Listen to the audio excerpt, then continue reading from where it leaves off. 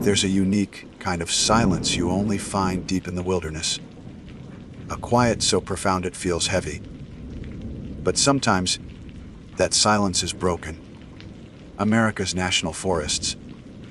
They are some of the most beautiful, awe-inspiring landscapes on the planet.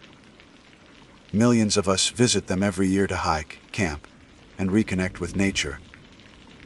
We go there seeking peace, adventure, a break from the noise of our daily lives. But these ancient places hold more than just scenic trails and wildlife. They hold secrets. For decades, these vast, untamed woods have been the setting for some of the most unsettling and inexplicable stories you'll ever hear. We're not just talking about campfire tales. We're talking about first-hand accounts from seasoned hikers, experienced rangers, and everyday campers who went into the forest and encountered something they can't explain. Something that followed them, watched them, and left them with a story that chills the blood. In the clip you're about to see, we're going to explore some of these true, terrifying encounters. So, get comfortable. Maybe turn the lights down a little. We're heading deep into the woods. My name is Alistair Thorne. To the world, or at least the small fraction of it that knows me, I am a man defined by order and quiet precision.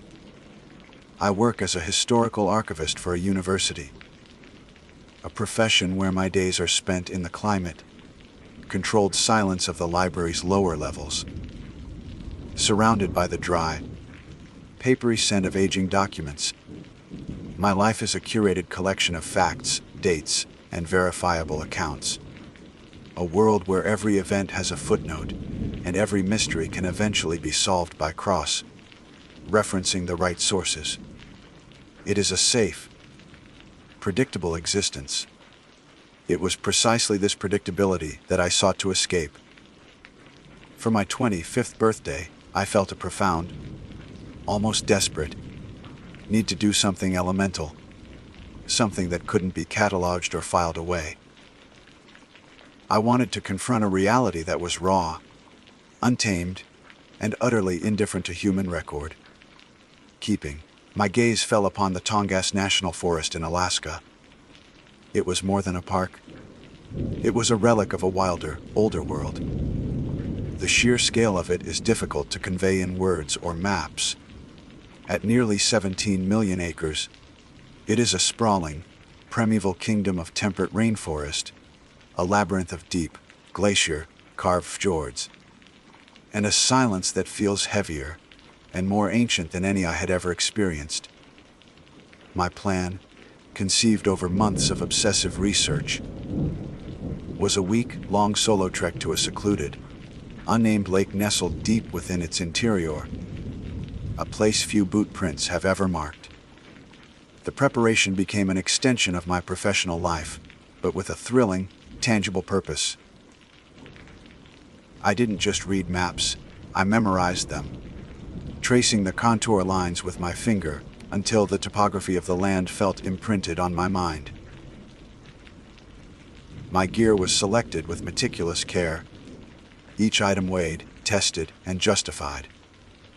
My backpack was a self-contained world of high-tech fabrics and lightweight alloys, a testament to modern man's ability to survive in the wild. I trained for months, building my physical endurance, believing that preparation was the ultimate shield against the unknown. I was confident, perhaps even arrogant, in my abilities. I saw the Tongass as a challenge to be met, a system to be navigated. I was wrong. The first 3 days were everything I had hoped for. A breathtaking immersion into a world of vibrant life. Stepping out of the float plane and onto the shore of the inlet where my journey began was like stepping into another dimension. The air, thick with the scent of damp earth, salt and pine, was so crisp and clean it felt like a physical substance in my lungs. The landscape was a staggering tapestry of greens and blues, the emerald of the moss, draped hemlocks, the deep teal of the water, the slate, gray of the ever-present mountains, their peaks shrouded in a perpetual mist. I felt my meticulously ordered world begin to dissolve, replaced by a sense of profound, humbling awe. On the first day, I followed a barely, their game trail, the silence broken only by the crunch of my boots on gravel, and the occasional, piercing cry of a bald eagle soaring high overhead. I made camp by a stream so clear I could count the stones on its bed. As I filtered water for my dinner, I felt a sense of self, reliance so pure it was intoxicating. This was renal. This was meaning. The second day, I saw the tracks of a brown bear, each print larger than my outstretched hand, pressed deep into the mud near a salmon-choked stream. It was a visceral reminder that I was a guest here, a fragile creature in a land of giants. But the fear was exhilarating, a clean and understandable fear, part of the natural order. It was a danger I had prepared for. With my bear spray holstered on my hip and my knowledge of proper wilderness conduct fresh in my mind. By the third afternoon, I had climbed to a ridge that offered a panoramic view of the valley below. The forest stretched out like a vast, textured blanket, a sea of treetops rolling towards the distant, ice-blue glaciers. I sat there for over an hour, utterly alone, and yet feeling more connected than I ever had in the city. The silence was no longer just an absence of noise. It was a presence in itself, a symphony of subtle rustlings, the whisper of wind through spruce needles, the distant rush of a waterfall. I felt as though I had passed a test, that the forest had accepted me. That evening, I made camp with a deep sense of peace, convinced the hardest part of my journey was behind me. The fourth night, something changed. I had descended from the ridge into a denser, older part of the forest. I set up my tent near the edge of a stand of colossal Sitka spruce, their massive, moss-covered forms creating a nearly impenetrable wall of shadow. They were ancient sentinels, and as twilight began to bleed through the canopy, they seemed to lean in, guarding secrets I couldn't comprehend. The usual nocturnal chorus of the forest was subdued. The birdsong faded into an unnerving quiet. The air grew still and heavy. As the last vestiges of light vanished, and the world was reduced to shades of black and gray, the sound began. It was a rhythmic, metallic scraping. It was not a natural sound. It wasn't the random clatter of a rockfall or the gentle creak of a branch rubbing against another in the wind. This was deliberate. A slow, grating scrape, drag, pause. Then again, scrape, drag, pause. It echoed through the unnervingly still forest, the acoustics playing tricks, making it impossible to pinpoint the source. One moment it sounded like it was 100 yards to my left. The next, it seemed to be coming from the far side of the clearing, much farther away. I sat bolt upright in my sleeping bag, my heart beginning a low, heavy drum against my ribs. I told myself it was my city dwellers' ears, misinterpreting the unfamiliar language of the wilderness. Perhaps a porcupine gnawing on a mineral deposit on a rock. Maybe a moose or a deer dragging an antler through a stony creek bed. I clung to these rational explanations, repeating them to myself like a mantra. But the sound was too regular, too methodical. There was an unnerving quality to it, a feeling of weight and intention. It sounded like something heavy, something made of old, rusted iron, being dragged laboriously over stone. The scraping stopped. The silence that rushed in to fill the void was somehow worse. It was a listening silence. I held my breath, straining my ears, every nerve ending alight. Minutes stretched into an eternity. I was just beginning to relax, to convince myself it was over, that my mind had been playing tricks on me, when it started again. This time, it was alarmingly close. So close that I could feel a faint vibration through the ground. Scarp, dirage, PUC. It was just beyond the wall of my tent, just past the line of ancient spruce trees. The sound was methodical, patient, and utterly alien to this environment. The clean, understandable fear of the bear was a distant memory, replaced by a cold, primal dread. The kind of fear that bypasses reason and speaks directly to the oldest part of the brain. The part that knows that there are things in the dark that should not be there. My hand, trembling, went for the zipper of my tent. My hand, trembling, went for the zipper of my tent. Every rational instinct, every fiber of my being that was still tethered to the logical world I knew, screamed at me to stay put, to remain hidden within the fragile illusion of safety that the thin nylon walls provided. But a more primal, more reckless impulse took over. It was the desperate need to know, to put a face to the fear that was threatening to consume me whole. My fingers, clumsy with adrenaline, fumbled with the small metal tab. The sound of the zipper parting the fabric was obscenely loud in the oppressive silence, a tearing sound that felt like a final, irrevocable act. I pulled the flap open, just enough to create a narrow slit, and peered out into the gathering gloom. The air that met me was cold, and carried the soot of wet stone and decay. I held my breath, my eyes struggling to adjust to the profound darkness beneath the canopy of the ancient spruce. The scraping sound had stopped again, and the forest was unnervingly still, the usual nocturnal rustlings and chirps entirely absent. It was as if every living creature for miles was holding its breath with me, cowering in the presence of something that had usurped the natural order. My heart hammered against my ribs, a frantic drumbeat in the tomb like quiet. I knew I couldn't just wait here blind and helpless. My high-powered flashlight, my supposed beacon of reason and technology, lay beside me. I grabbed it, its cold, knurled aluminum body a small comfort in my sweaty palm.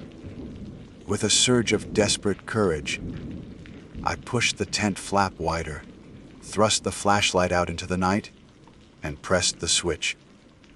A brilliant white beam cut through the darkness, impossibly bright and clean against the tangled chaos of the forest floor.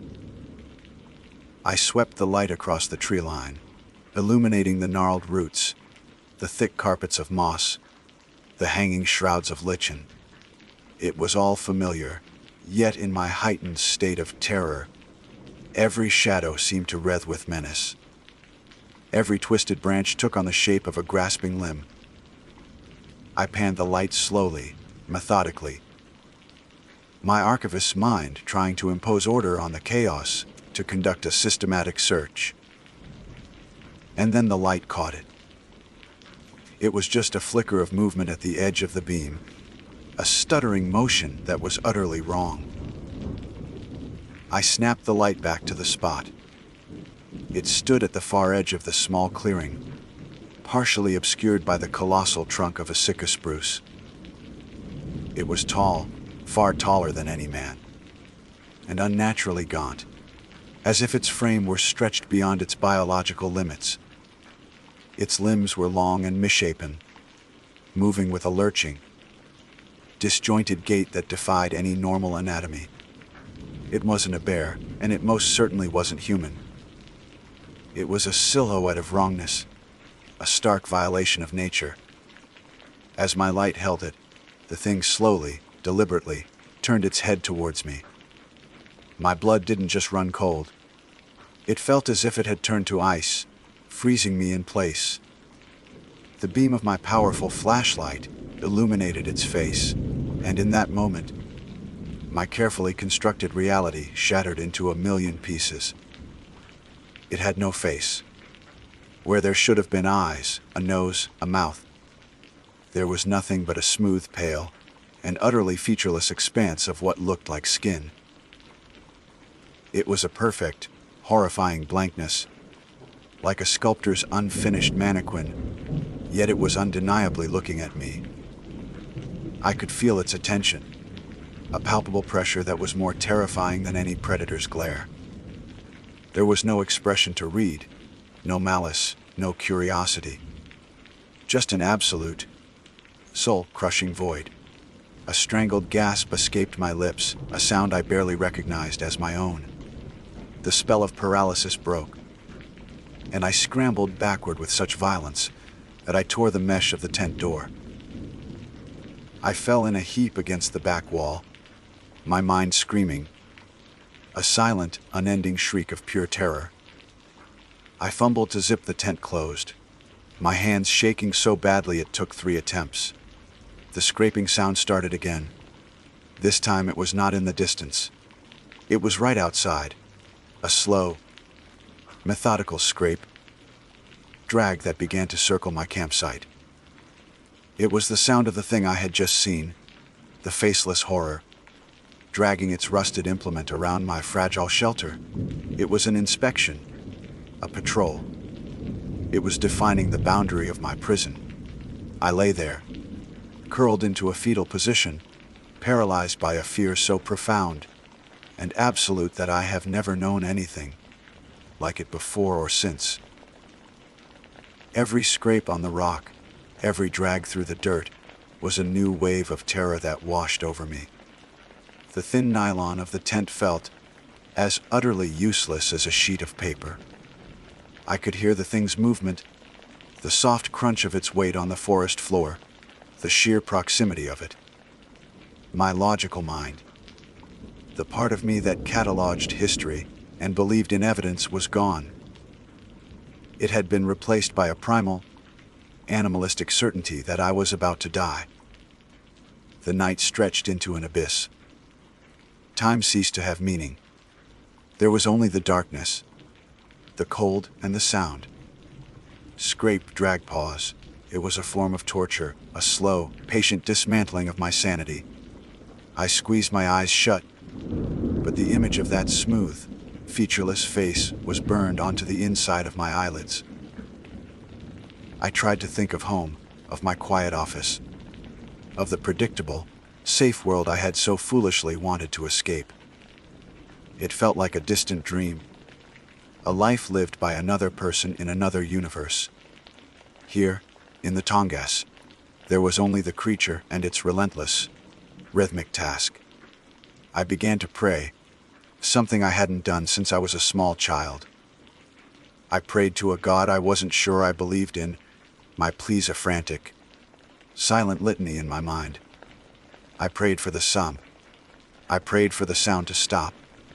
I prayed for it all to be a hallucination, a stress-induced nightmare brought on by solitude and exhaustion. But I knew it was real. The vibration through the ground was real. The cold dread that had sunk into my bones was real. Hours passed. The scraping never wavered in its rhythm. It was the sound of an ancient, tireless duty being performed. I thought about the bear spray on my belt. I thought about the small camp knife in my pack. How could I possibly fight something that had no face to spray, no eyes to blind, no body that seemed to obey the normal rules of biology? The thought of confronting it again was so terrifying that my breath hitched in my throat. Then, just as the blackness of the sky began to soften into the deep, bruised purple of pre-dawn, it stopped. The sudden, absolute silence was as shocking as the noise had been. I lay perfectly still, my ears ringing, every muscle in my body coiled tight. I waited for the scraping to begin again, for the final terrifying conclusion to the night's ordeal. But there was nothing. only the faint, hesitant chirp of a single bird testing the new day. I didn't sleep. I didn't move. I waited, listening to the forest slowly, cautiously, come back to life around me. I waited until the sun was fully up, until bright, golden shafts of light were piercing the canopy and illuminating the interior of my tent. Only then, with the full, undeniable light of day as my witness, did I dare to once again reach for the zipper. My hand, shaking with a palsy born of sheer terror and exhaustion, once again reached for the zipper. This time, the sound it made was different. In the full, unforgiving light of day, it wasn't a tear in the silence, but a small, insignificant noise, swallowed by the vastness of the forest. I pulled the flap aside, squinting into the morning glare. My body braced for an attack that my logical mind, now flickering back to life, told me was over. The scene that greeted me was one of quiet, methodical devastation. My campfire from the previous night was a circle of cold, black stones. My pack, which I had left just outside the tent door, was untouched. But the ground around my tent was a ruin. Deep, parallel gouges were carved into the earth and rock, forming a near perfect circle around my small shelter. They were not the tracks of any animal I knew or had ever read about. They were unnervingly straight, as if a farmer had dragged a heavy, two-pronged plow through the wilderness, tilling the very bedrock. The sheer force required to leave such marks in the stony ground was immense. The circle was complete, a perimeter of violation, with my tent at its epicenter. My eyes followed the scarred earth, and then I saw it. Lying half, hidden in the damp moss, glinting with a dull, metallic sheen in a stray beam of sunlight, was the source of the night's auditory torture. It was a long, dark piece of iron, pitted and flaked with rust, that stained the green moss around it a sickly orange. It was at least 5 feet long, thick as my wrist at one end and tapering to a wicked, flattened point at the other. It looked like a piece of something much larger, broken off long ago. The shape was archaic, brutal. It reminded me of the whaling implements I had seen in maritime museums, the head of an old, rusted harpoon, a tool for killing giants in the deep. For a single, insane moment, the archivist in me surfaced. A flicker of professional curiosity sparked in the back of my mind. I found myself wanting to examine it, to photograph it, to document its location and characteristics. What was it? How old was it? What could possibly be dragging it through this remote wilderness? But that flicker of curiosity was instantly extinguished by a tidal wave of memory. The image of the tall, lurching figure and its smooth, featureless face. This was its tool. This was what it had dragged around my tent all night. The academic impulse vanished, replaced by a singular, overwhelming command that screamed from the deepest part of my soul, flee. I didn't stay to investigate further. I didn't even stop to make coffee. My meticulous packing routine, a source of pride and comfort just days before, was abandoned in a frenzy of pure panic. I crammed my sleeping bag into its sack, without rolling it, shoved my stove and fuel canister into my pack, and threw everything else in after them. My hands were clumsy, my movements jerky and uncoordinated. Every few seconds, I would freeze, my head snapping up to scan the silent, watching trees. The forest was no longer a place of beauty and wonder. It had transformed into a cage. The towering spruce were the bars. The dense undergrowth was the wall, and the oppressive silence was the warden. I felt its gaze on me, the same palpable pressure I had felt when its blank face turned towards me in the flashlight beam. I knew, with a certainty that defied logic, that it was still out there, somewhere in the shadows, watching me.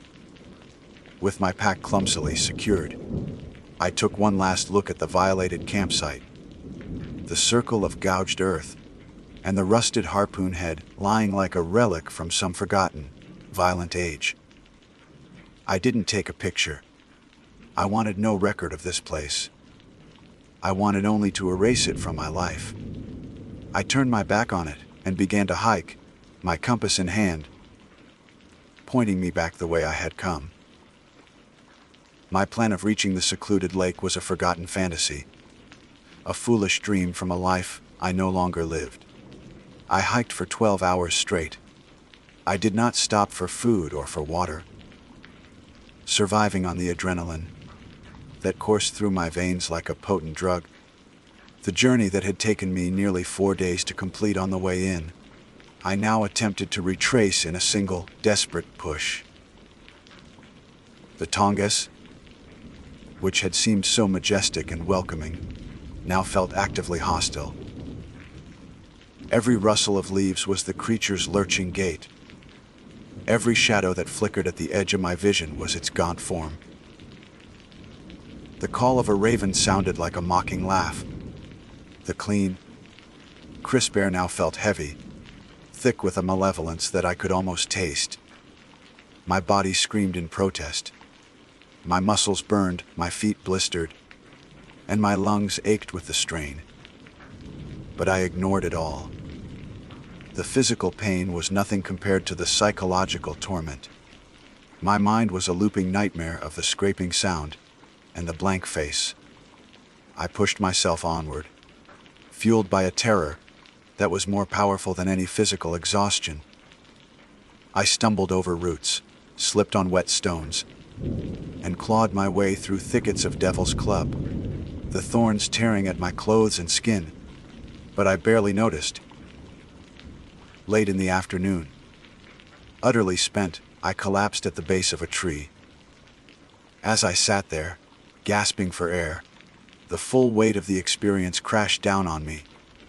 I was Alastair Thorne, a man of facts, of history, of verifiable sources. I had just encountered something that had no place in my world. No entry in any book, no explanation in any science. The encounter had torn a hole in the fabric of my reality, and I could feel my sanity fraying at the edges. I began to weep, not out of sadness, but out of a profound sense of dislocation and fear. I was a stranger in my own life. The sound of my own sobbing shocked me back into action. I couldn't afford to break down. Not here. I got to my feet, my body screaming, and forced myself to continue. Finally, as the sun began to set, casting long, menacing shadows across the trail, I saw it. Through a break in the trees, I caught the glint of painted metal and glass. My car. The sight was so jarring, so alien in this primeval landscape, that I stopped and stared. It was a symbol of everything I had left behind: order, safety, technology, sanity. I broke into a stumbling run, crashing through the last 100 yards of forest and bursting out onto the small gravel pool off where I had left it. I fumbled for my keys, my shaking hands making it difficult to fit the key into the lock. The click of the door unlocking was the sweetest sound I had ever heard. I threw my pack into the passenger seat, slid behind the wheel, and slammed the door shut. I locked it. Then I locked it again. I didn't start the engine right away. I just sat there, my forehead resting on the steering wheel, my body trembling uncontrollably, taking deep, ragged breaths of the stale, familiar air inside the car. I looked in the rearview mirror at the dark, impenetrable wall of trees I had just emerged from. It looked exactly as it had when I had arrived, a beautiful, silent expanse of wilderness. There was no sign of the horror it contained. I never told anyone the full story of what happened on that trip. I filed a report with the Park Service, citing a close encounter with an aggressive bear as my reason for cutting the trip short. It was a lie, but it was a believable lie.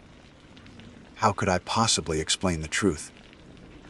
They would have thought I was insane, and part of me feared they might be right. I returned to my life, to my quiet office and my silent archives. But something is broken. The order feels fragile. Now, the silence of the library oppressive.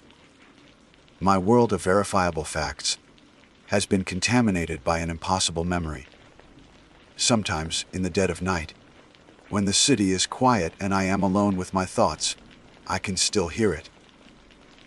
That rhythmic, metallic scraping. And I know, with a chilling certainty, that there are things in the ancient forests of the world that are not on any map, things that have no name, and that they are best left utterly and completely undisturbed. My name is Willow. For the better part of a decade, that name was attached to a title on a business card, an email signature, and a cubicle nameplate. Willow Thompson, Junior Financial Analyst. It was a life measured in spreadsheets and quarterly reports, a safe, predictable existence that had slowly begun to feel like a gilded cage. The dream that kept me going through the monotonous hum of the office air conditioning was the Appalachian Trail. It wasn't just a hike, it was a pilgrimage, a 200-mile-long promise of liberation. The idea of a through hike, of carrying everything I needed on my back and measuring my days in miles and mountains, instead of minutes and meetings, had taken root in my soul and grown into an obsession. After years of meticulous saving, planning, and training on weekends, I finally traded my sensible office shoes for a pair of sturdy, broken-in hiking boots. I quit my job, sold my car, and stood at the southern terminus on Springer Mountain, Georgia, with a heart full of a terrifying, exhilarating freedom. The first few weeks were a blur of sore muscles, new faces, and breathtaking vistas.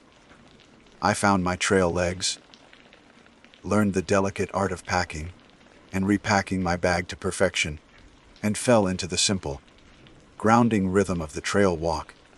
Eat, sleep, repeat. By the time I crossed into Tennessee and entered the vast, ancient expanse of the Cherokee National Forest, I was no longer an analyst playing dress up. I was a hiker. The trail had stripped away the non-essential, leaving a tougher, more resilient version of myself. This section of the trail was renowned for its beauty and its ruggedness, a place where the mountains felt older and wilder. The trees, towering oaks, poplars, and hickories, formed a dense canopy that dappled the forest floor in a perpetual twilight. The air was thick with the scent of damp earth, pine, and decaying leaves. For days, my only companions were the chattering of squirrels, the distant call of a hawk, and the steady, rhythmic crunch of my boots on the path. I was in a state of blissful solitude, feeling more at home in my one-person tent than I ever had in my two-bedroom apartment. It began subtly, so subtly that I almost didn't notice it. It wasn't a sound or a sight, but a shift in the atmosphere, a change in the pressure of the air around me. It was the feeling of a gaze resting on you in a crowded room, only there was no room, and there was no crowd. It started as a faint prickling on the back of my neck as I navigated a tricky section of switchbacks. I stopped, pulling my water bottle from its side pocket as an excuse to scan the woods behind me. Nothing. Just the dense, indifferent green of the forest. I shook my head, taking a long drink. Trail paranoia, I muttered to myself. It was a known phenomenon. A trick of the mind that solitude and exhaustion can play on even the most seasoned hikers. Your senses become so heightened in the wilderness that they start inventing stimuli to fill the silence. I told myself to ignore it, but it didn't go away. Over the next 2 days, the feeling grew from a faint prickle into a persistent, heavy weight. It was like walking through water, a constant, unseen resistance. I found myself stopping more frequently, my hand hovering near the canister of bear, clipped to my pack's hip belt. Each time, the result was the same: an empty trail stretching out behind me, a silent forest that seemed to hold its breath.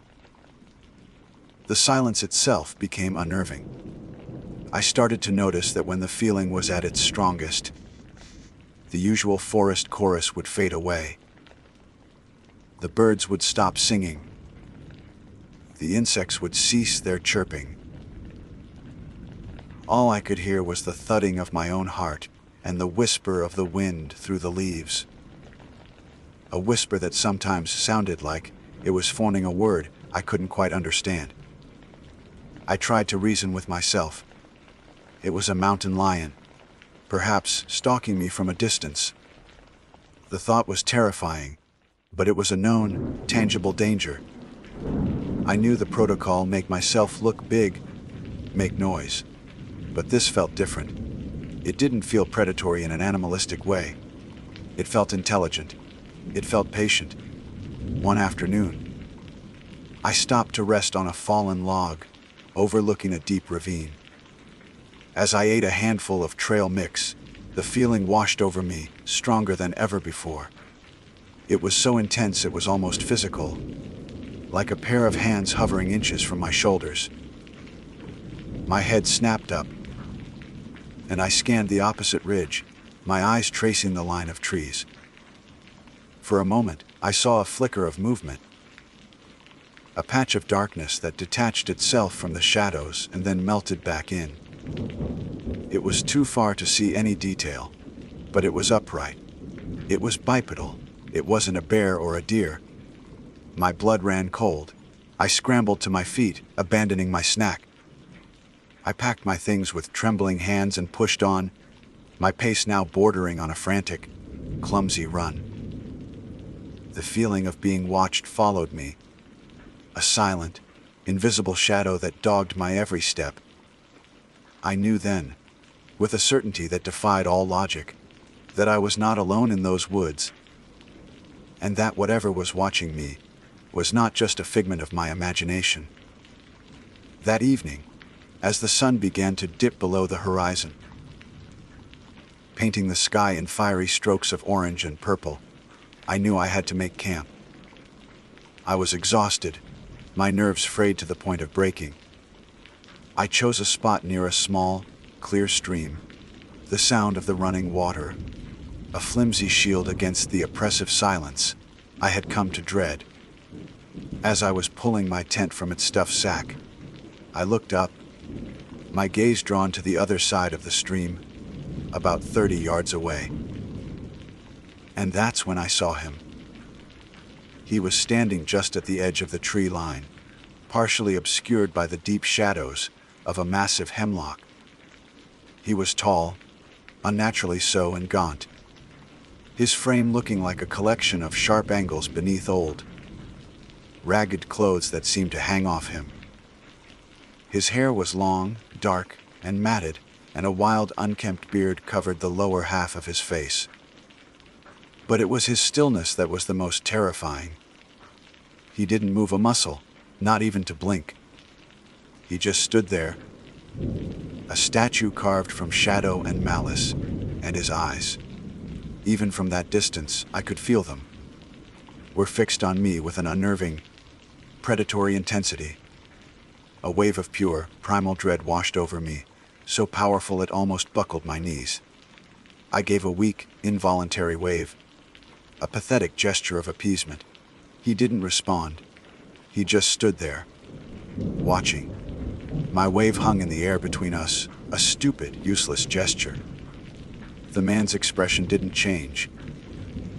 His eyes, two dark pits in the shadow of his brow, remained locked on me. The primal part of my brain screamed at me to run, to leave everything and just bolt into the woods. But the logical part, the part that had survived this long, knew that was a death sentence. To run into the darkening forest without a light or any of my gear was suicide. My hands, slick with a cold sweat, fumbled with the tent poles. I forced myself to continue setting up my camp, my movements jerky and inefficient. I didn't dare look up again, but I didn't have to. I could feel his gaze on me, like a physical weight, pressing down on my shoulders, prickling the skin on my arms. The simple act of staking the tent felt monumental. Each push of a stake into the ground, an act of defiance against the paralysis that threatened to consume me. I abandoned any thought of making a fire or cooking dinner. The moment the tent was standing, I threw my pack inside and scrambled in after it, yanking the zipper closed with a rasp that sounded deafeningly loud in the twilight. I zipped the rainfly shut as well, plunging my world into a dark, claustrophobic nylon cocoon. I was hidden, but I didn't feel safe. The thin fabric of the tent felt as protective as a sheet of paper.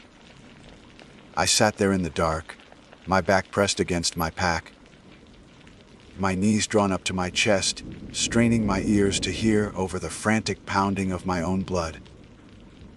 The gurgling of the stream, which I had chosen for its comforting sound, now seemed menacing, a constant noise that could be masking other, more threatening sounds. For what felt like an eternity, there was nothing. Just the water and my own ragged breathing. I started to wonder if I had imagined him, if the paranoia had finally conjured a full-blown hallucination. Maybe he had seen me and simply moved on. But I knew that was a lie. The feeling of being watched hadn't lessened. If anything, it had intensified. It was now focused on the tiny, fragile dome of my tent. Then I heard it. A soft splash.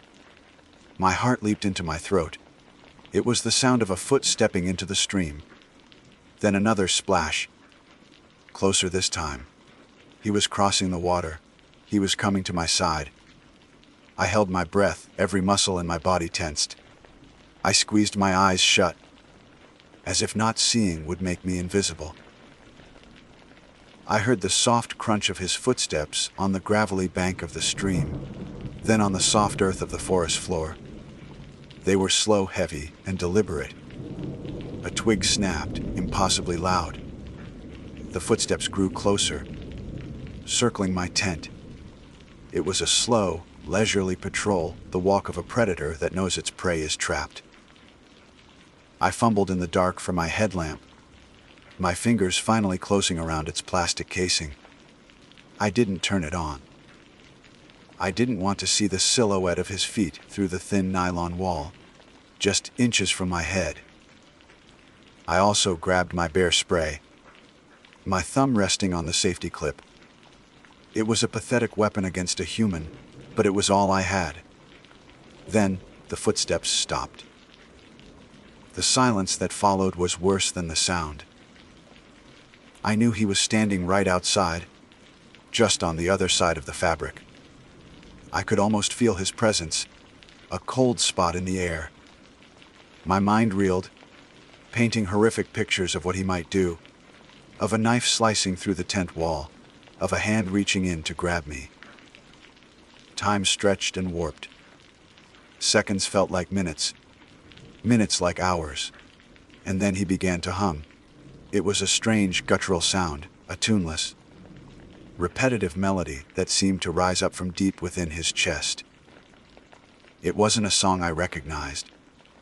It was more like a series of discordant notes strung together in a disturbing, looping pattern. The sound vibrated through the ground, a low, menacing thrum that I could feel in my bones. It was the most terrifying sound I had ever heard, a sound of pure madness that echoed in the enclosed space of the tent. He hummed and he hummed, And I sat there, a statue of fear, tears streaming silently down my face. I was completely, utterly helpless. I don't know how long I sat there, listening to that awful sound. I must have drifted into a state of shock, because the next thing I knew, the first gray light of dawn was filtering through the tent fabric. The humming had stopped. The silence was absolute. For a long time, I didn't move. I was too afraid. What if he was still out there, just waiting for me to emerge? But the need to escape, to get away from this place, finally overrode the fear. With a shaking hand, I slowly, carefully unzipped a tiny portion of the rainfly, just enough to peek out. He was gone. The small clearing was empty. The only sign that anyone had been there was a single, deep footprint in the soft mud near the stream. It was large, much larger than my own. A wave of adrenaline-fueled urgency washed over me. I didn't bother with breakfast or coffee. I crammed my sleeping bag and pad into their stuff, sacks with violent, desperate shoves. I rolled up the tent without any care, not even bothering to shake the dirt off. In less than 5 minutes, my pack was on my back, and I was on the trail, my legs pumping, my lungs burning. I didn't just walk, I ran. I stumbled over roots and rocks, not caring. My only thought to put as much distance as possible between myself and that campsite. I didn't stop until I reached the next shelter, a small, 3-sided lean to nearly 10 miles away, where I collapsed in a heap, gasping for air, a profound sense of relief washing over me at the sight of the other hikers camped there. I was safe for now. The shelter was occupied by 3 other hikers, a young, cheerful couple who introduced themselves as Ben and Chloe, and an older man with a weathered face and a long gray beard, whose trail name was Silas. They were sitting around a small, crackling fire, and they looked up in surprise as I practically fell into the clearing. My wild-eyed, disheveled appearance must have been alarming, because Ben immediately stood up. "Well, are you okay?" he asked, his friendly face etched with concern. I couldn't speak at first, just nodded, leaning heavily on my trekking poles as I gasped for breath. Chloe offered me her water bottle, and I drank from it gratefully, the cool liquid soothing my raw throat. When I finally caught my breath, the story came tumbling out of me in a frantic, disjointed torrent. I told them about the persistent feeling of being watched, the flicker of movement on the ridge, and finally, the gaunt, silent man by the stream. As I described the night in the tent, the footsteps, the awful, tuneless humming, I started to shake again. The terror of the previous night as fresh as if it were happening all over again. Ben and Chloe exchanged worried glances, their expressions a mixture of pity and disbelief. I could see them trying to find a rational explanation. Maybe it was a local eccentric, a homeless person, or just another hiker who was bad at social cues. They were trying to be kind, to soothe the hysterical woman who had stumbled into their camp. But their explanations felt hollow, unable to account for the depth of the dread I had felt. Silas, however, remained silent throughout my telling. He just sat on his log, poking the fire with a stick, his gaze fixed on the flames. He didn't look at me once, but I could tell he was listening intently to every word. When I finished, my voice trailing off into a shaky whisper, the clearing was quiet save for the crackle of the fire. Ben and Chloe offered me some of their dinner, but I couldn't eat. Finally, Silas looked up from the fire, his pale blue eyes meeting mine. His face was grim. "You saw the lurker," he said, his voice a low, gravelly rumble.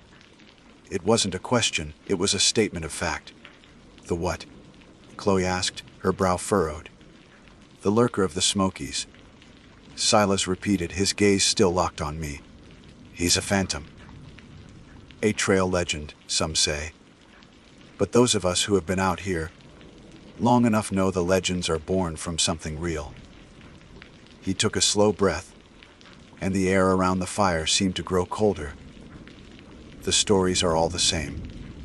He preys on solo hikers mostly. He'll follow you for days, always just out of sight.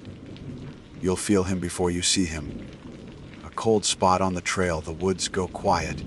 Just like you said. My heart hammered against my ribs. He was describing my experience exactly.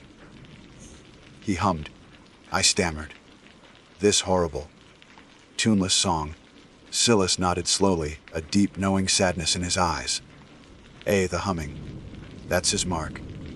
Some say he never gets too close, that he just watches, that he feeds on the fear. Others aren't so lucky. People go missing on this trail, you know, more than the Park Service likes to admit. They blame it on accidents, on people getting lost.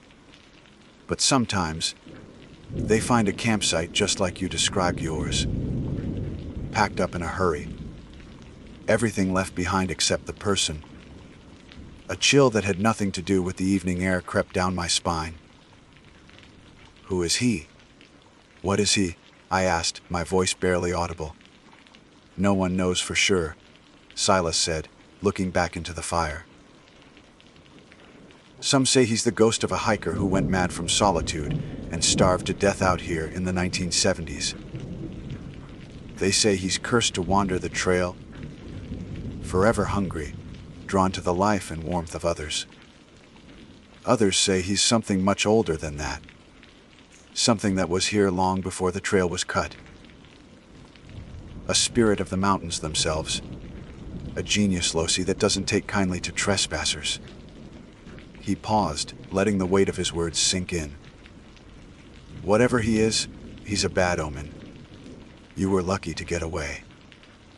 Very lucky. I didn't sleep that night.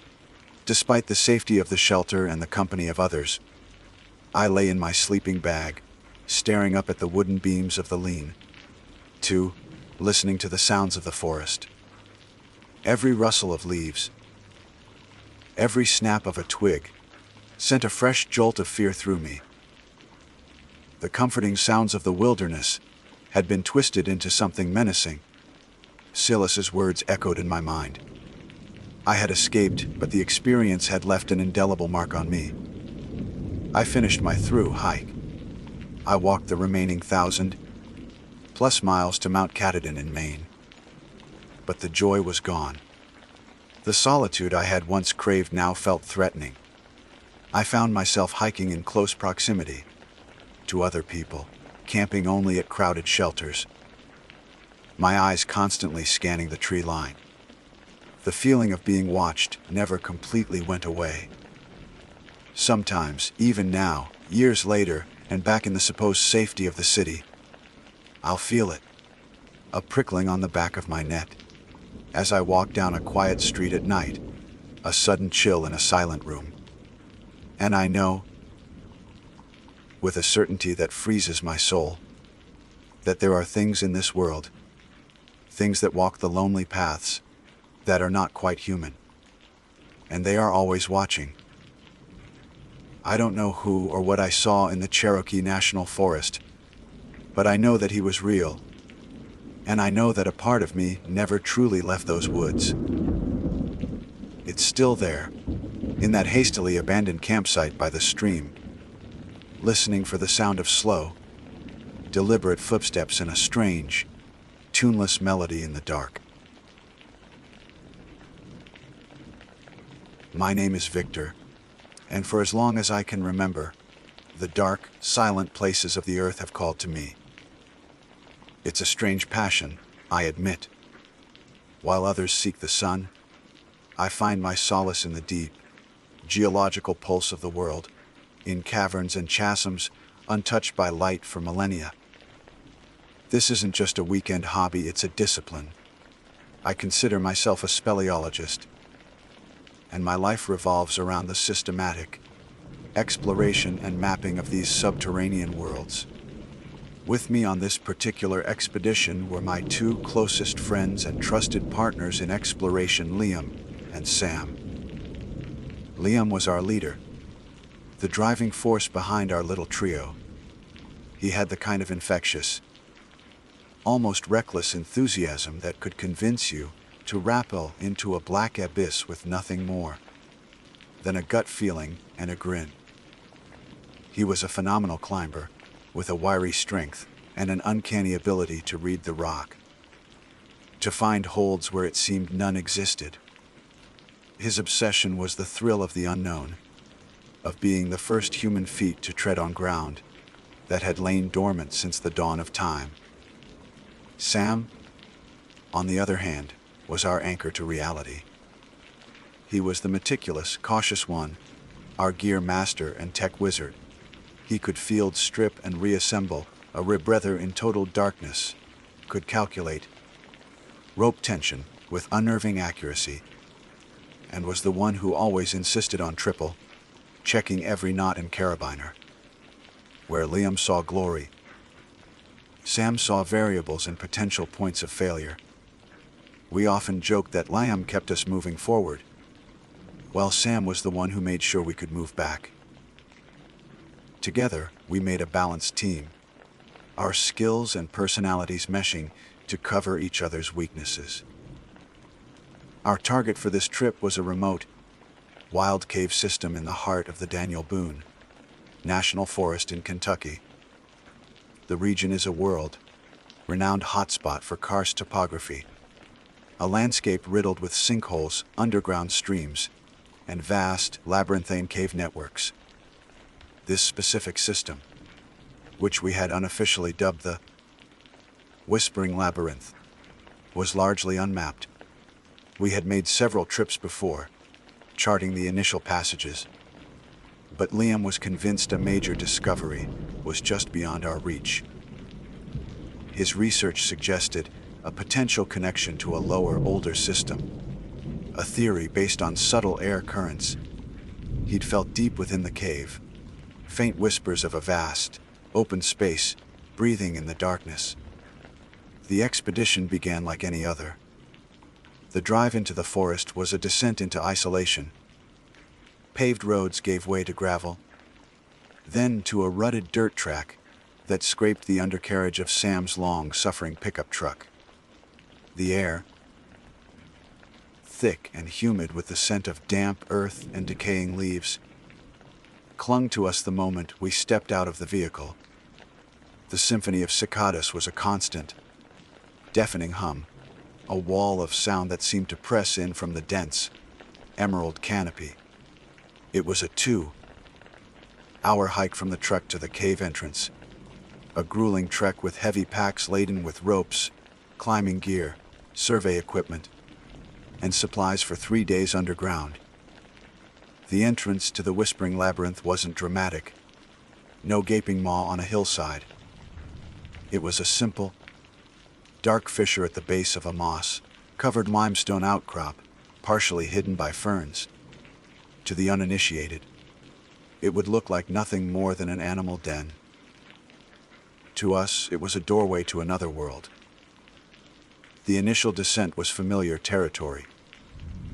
We moved with practiced efficiency, rigging our ropes and descending into the cool, damp air of the upper passages. The world of the sun, with its oppressive heat and noise, vanished behind us, replaced by the profound, echoing silence of the cave, broken only by the drip of water and the crunch of our boots on the gravel floor. For hours, we navigated passages we had previously mapped, our headlamps cutting sharp, white cones through the absolute blackness. The beams danced across familiar formations, flowstone that looked like frozen waterfalls, delicate soda straws hanging from the ceiling, and stout columns that joined floor to roof. But Liam pushed us onward, deeper than we had ever gone before, toward a section where the passage narrowed dramatically. This was the spot from his last solo reconnaissance trip. "This is it," he said, his voice echoing slightly, filled with a triumphant excitement. "The draft is stronger here. I'm telling you, this is the way through." He pointed to a low, tight crawl space that looked less like a passage and more like a crack. It was a formidable obstacle, a horizontal squeeze that would require us to inch forward on our bellies, pushing our packs ahead of us. Sam shone his light into the opening, his expression a mixture of skepticism and professional concern. "We call that the grinder, for a reason, Liam," he muttered, tapping a loose looking rock near the entrance. "It's tight, and the rock is friable. If this thing shifts while we're in it, it won't shift." Liam cut in, his confidence unwavering. "It's been stable for 1,000 years. It'll be stable for one more afternoon. This is the price of admission, boys. First rights to a whole new world." I felt a familiar knot of apprehension tighten in my stomach. I trusted Liam's instincts, but Sam's caution was a powerful counterweight. Squeezes like this were a caver's worst nightmare. It wasn't just the claustrophobia, the feeling of tons of rock pressing in on you from all sides. It was the helplessness. If anything went wrong, there was no quick way out. You couldn't turn around. You could only go forward or back, one painful inch at a time. Liam, naturally, went first. We watched as he wriggled into the opening, his body disappearing into the darkness until only his kicking feet were visible. His voice came back to us, muffled and distant. "It opens up a bit after the first 10 feet! It's tight, but it goes! Come on!" I was next. Taking a deep breath, I got on my stomach and began to push myself into the grinder. The rock was instantly suffocating. It pressed against my back and chest, forcing the air from my lungs in short, sharp gasps. My helmet scraped against the ceiling, sending a shower of grit and dust into my face. The only sounds were my own ragged breathing, the frantic beat of my heart in my ears, and the scraping of my gear against the stone. It was a primal, terrifying experience, a feeling of being swallowed by the earth. Every inch was a struggle, a battle against the unyielding rock. After what felt like an eternity, I felt the pressure ease. I pulled myself forward and tumbled out into a small antechamber, my body screaming with relief. Liam was there, his face split by a wide grin, his headlamp illuminating the space. "See, not so bad," he said cheerfully. I just glared at him, catching my breath. A few minutes later, Sam emerged, looking even less amused than I was. But our ordeal was immediately forgotten. Liam was pointing his light past us, toward another opening. This one was different. It was a tall, narrow slit in the rock, and from it, we could feel a distinct, cool breeze. It was the draft, but stronger than ever. The air smelled different, too. Cleaner, fresher, with an odd, ozonic tang. We moved to the opening and peered through. What we saw stole our breath. We had emerged onto a wide ledge overlooking a chamber of impossible scale. It wasn't a cave, it was a subterranean cathedral. Our headlamps, powerful as they were, couldn't find the far walls or the ceiling. The beams simply vanished into an immense, silent blackness. From the darkness below came the gentle, musical sound of running water. Struck, we rigged a rappel and descended from the ledge. We landed on a floor of smooth, damp sand. A small, crystal, clear stream, the source of the sound, meandered through the center of the vast space. We stood there for a long moment, simply turning in circles, our lights painting fleeting, spectacular pictures on the colossal formations that surrounded us. Massive stalactites, thick as ancient trees, hung from the unseen ceiling high above. Stalagmites rose from the floor to meet them, some forming complete columns that soared up into the darkness like the pillars of a forgotten temple. The air was still and cool, and the silence was absolute, a profound quiet that felt ancient and sacred. "We did it," Liam whispered, his voice filled with a reverence I had rarely heard from him. "Victor, Sam, we're the first. The very first." The feeling was euphoric. This was the dream of every caver. A virgin cave, a massive, undiscovered chamber, a place of staggering, pristine beauty. It was a geological masterpiece, hidden from the world for aeons, and we were its first witnesses. We began to unpack our survey equipment, our movements slow and deliberate, as if we were afraid to disturb the sanctity of the place. Sam set up the laser distance meter, preparing to take the first measurements that would put this incredible place on a map. I took out my camera, wanting to capture the sheer magnificence of our discovery.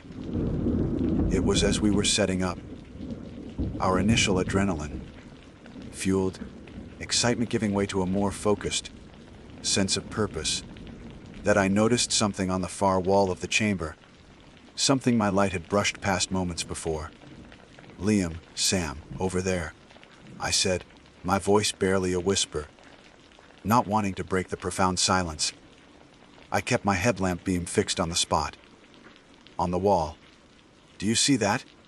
Liam and Sam turned, their own beams joining mine, converging on a section of the chamber wall about 50 yards away. At this distance, it was indistinct. Just a series of strange, vertical patterns that seemed different from the natural, water-carved textures of the surrounding limestone.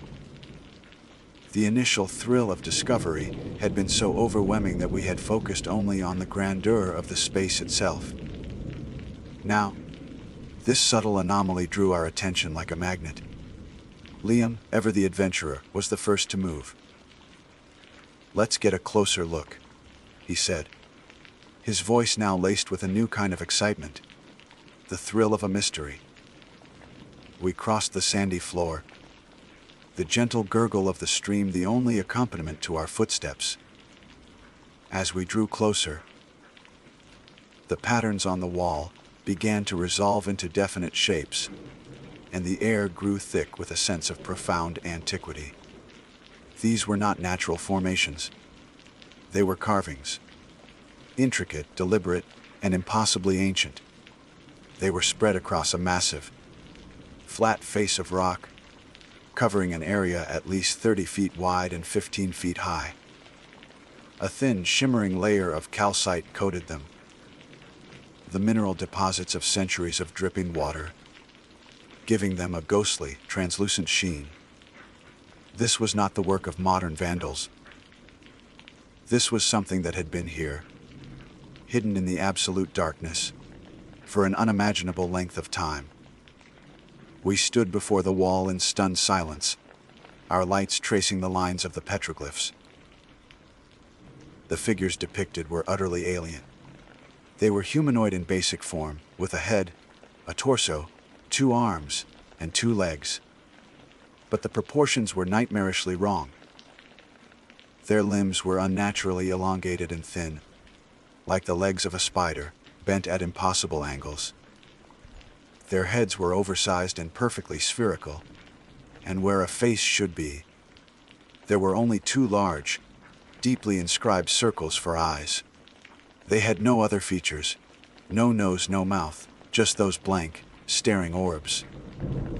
The mural depicted these strange beings in a variety of bizarre poses. Some seemed to be dancing, their long limbs intertwined in a chaotic, fluid motion. Others were shown in what looked like a hunting scene, holding long, spear-like objects, though there was no prey depicted. A few of the figures were carved in a way that made them seem to be floating or suspended in mid-air, untethered to any ground. The artistry was primitive yet possessed a disturbing dynamism. There was a sense of motion, of life, captured in the cold stone. "What in God's name?" Sam breathed, his usual composure completely gone. He reached out a hand as if to touch one of the carvings, but stopped himself, his fingers hovering inches from the calcite-coated surface. This is impossible. Prehistoric, but the style is like nothing I've ever seen. Not Native American, not anything." He was right. We had all seen examples of ancient cave art before, both in books and in person. The majestic bison of Lascaux, the hand stencils of Chauvet. This was different. Those were depictions of the known world, animals, hunters, symbols of life. This felt like a window into another reality, a record of things that had no place in the sunlit world above. The beauty of the chamber, which had so captivated us just moments before, now seemed to recede, replaced by a creeping, oppressive dread. The vast, silent darkness around us no longer felt empty, it felt watchful. My gaze was drawn to the center of the mural, to the largest and most detailed of the carvings. It was the clear focal point of the entire piece. And as my light settled on it, a wave of cold, primal fear washed over me, so intense it was almost nauseating. This carving was different from the others. It was a scene of explicit violence. It depicted one of the elongated, round-eyed figures standing over a second form. This second form was rendered with horrifying clarity. It was unmistakably human. The proportions were correct, the limbs stout and muscular, the head normally shaped. The human figure was lying on its back, its arms thrown wide in a posture of surrender or death, and the tall, spindly creature standing over it held a long, sharp object, like a shard of flint or obsidian, clutched in its three-fingered hand. The object was positioned directly over the human's chest. There was no ambiguity. It was a depiction of a sacrifice, or an execution, or something worse. The euphoria of our discovery curdled into pure terror. We had stumbled upon something ancient and deeply profane. This was not a gallery of art. It was a temple, a place of ritual dedicated to these monstrous beings. The sacred feeling we'd had upon entering the chamber was real, but we had misunderstood its nature. This place was sacred to them. We were trespassers, defiling their holy ground with our lights and our presence. The silence of the cave pressed in on me, heavy and suffocating. Every drip of water sounded like a footstep. Every shadow seemed to wreath just at the edge of my vision. "We need to leave," I said, my voice tight and strained. "Now." Sam nodded vigorously, his eyes wide with fear, still fixed on the sacrificial scene. Yes, let's go. Pack it up." Even Liam, the fearless leader, had lost his bravado. The color had drained from his face, and his usual confident grin was replaced by a thin, grim line. "Victor's right," he said, his voice low. "Survey's off. We pack our gear, and we get out of here." Quietly, there was no argument. The shared, unspoken understanding was absolute. The mission was over. Our only goal now was to escape. We turned our backs on the horrifying mural and moved back towards the center of the chamber where we had left our packs. Our movements were no longer slow and reverent, but hurried and clumsy. We fumbled with our equipment, stuffing ropes and carabiners into our packs with trembling hands. Every second felt like an hour. The immense darkness of the cathedral, like chambers, seemed to be closing in, the unseen ceiling lowering upon us. I couldn't shake. the feeling that we were being watched by those great, circular eyes from the mural. We were just cinching the last straps on our packs, ready to make for the rappel line back to the ledge, when we heard it. The sound cut through the silence and stopped us dead in our tracks. It was a low, chittering, clicking sound. It was wet and guttural, like insects chirping through a mouthful of fluid. It was a sound that had no business being in a place of stone and water. It was organic, alive, and it was coming from the darkness ahead of us, somewhere between us and our escape route. We froze, our blood turning to ice. We stood shoulder to shoulder, a tight, terrified triangle, and slowly, as one, we raised our headlamps, pointing them in the direction of the sound. 3 beams of bright, white light sliced through the blackness, searching. For a moment, there was nothing but the damp rock of the passage wall. Then, the beams found them. A pair of large, glowing, circular eyes. They weren't a reflection from a rock or a trick of the light. They were self-luminous, shining with a soft, pale, internal phosphorescence. They were about 3 feet off the ground, perfectly round, and they stared at us with an unnerving, unblinking intensity. They were the exact eyes from the carvings. My mind refused to process what I was seeing. It was a hallucination, a stress-induced phantom, brought on by the disturbing images on the wall. It had to be. But then the chittering sound came again, louder this time, and from the darkness just below the eyes, a shape began to resolve itself. A long, spindly limb, impossibly thin, shifted into the edge of our light. The thing let out a sound that was no longer a chitter, but a high, pitched, piercing shriek. It was a sound of fury, of a violated space. It was the shriek of something ancient and territorial that had been disturbed from a long slumber. As the shriek echoed through the vast chamber, we saw a flash of impossibly fast movement. The eyes and the limb vanished, darting back into the absolute darkness of a side passage we hadn't even noticed before. We didn't wait to see what it was. We didn't scream. The fear was too deep for that. It was a pure animal instinct that took over. We turned and ran, scrambling for the rope that led up to the ledge and the grinder, our only way out. The thought of going back through that suffocatingly tight passage had terrified me. On the way in was now our only hope, our only salvation. We just had to get to it before the thing from the darkness decided to come after us. The flight or fight response is a funny thing. You read about it in textbooks, you understand it on an intellectual level, but you can never truly comprehend its power until it takes over. For us, in that moment, there was no fight. There was only flight. A pure, unreasoning, all-consuming need to escape. We didn't run with grace.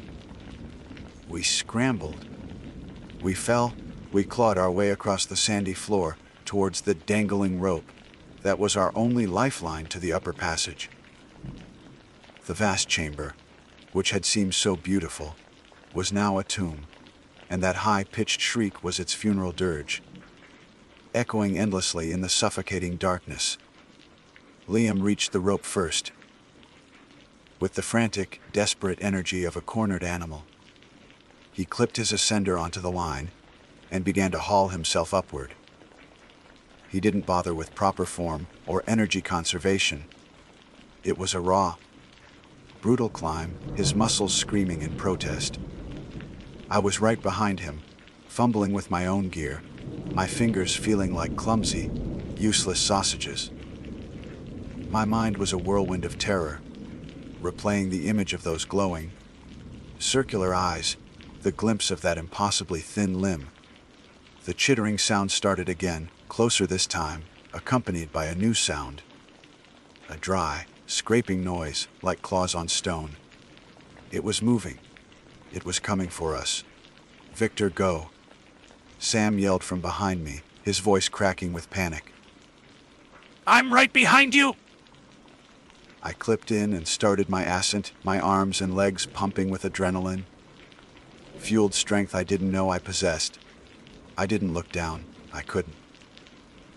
My entire world narrowed to the rope sliding through my ascender and the small circle of light from my headlamp on the rock face in front of me. The scraping sound grew louder, echoing up from the chamber floor. It was fast, faster than any human could move. A wave of vertigo and nausea washed over me as I imagined that spindly form scuttling across the sand below, its glowing eyes fixed on Sam's retreating form. I hauled myself over the edge of the ledge and into the small antechamber, collapsing onto the rock floor, gasping for air. Liam was already there, his back against the wall, his chest heaving. He wasn't looking at me. His eyes were fixed on the abyss we had just climbed out of. A moment later, Sam scrambled over the edge, his face pale and slick with sweat. He kicked the rope away from the ledge, as if severing our last connection to the hell below. For a heartbeat, we were still, the three of us huddled in the small, cramped space, our ragged breaths the only sound. But the silence was shattered by a sound from below. A wet, guttural snarl echoed up from the chamber, followed by the sharp, metallic clang of one of our dropped carabiners being kicked across the rock. It was at the base of the climb. It knew where we had gone. The grinder. Liam choked out, forcing the words through his labored breaths. "We have to go. Now." The terror of the tight squeeze, which had seemed so profound on our way in, was now nothing compared to the terror of what was behind us. Liam dove headfirst into the narrow opening, without a second's hesitation. I followed, the suffocating pressure of the rock a horrifyingly familiar sensation. But this time it was different. This time, I could hear it. From the antechamber behind me, I heard a high-pitched, inquisitive clicking, followed by the scrape of something impossibly thin, trying to force its way onto the ledge. It was hunting us. It was squeezing itself out of its dark domain and into ours. My heart hammered against my ribs, a frantic drumbeat of pure panic. I was trapped, wedged in the earth with a monster just feet behind me. Every inch forward was an agonizing struggle. My pack snagged, my helmet scraped. My body screamed in protest. I could hear Sam grunting and cursing as he forced himself into the passage behind me, sealing us in. The sounds from the antechamber were muffled now, but they were still there. A low, frustrated chittering that seemed to vibrate through the very stone I was pressed against. I have never known a fear so complete, so absolute. It was the primal fear of being prey, of being buried alive, of being caught by something that defied all laws of nature and reason. I closed my eyes and just pushed, my mind blanking out everything except the desperate need to move forward.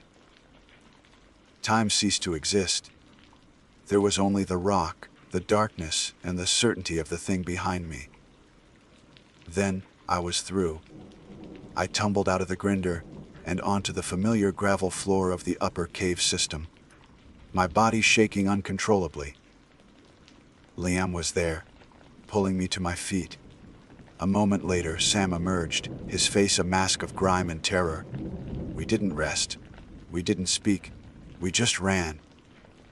The journey back through the passages we had so carefully mapped on the way in was a panicked, chaotic blur.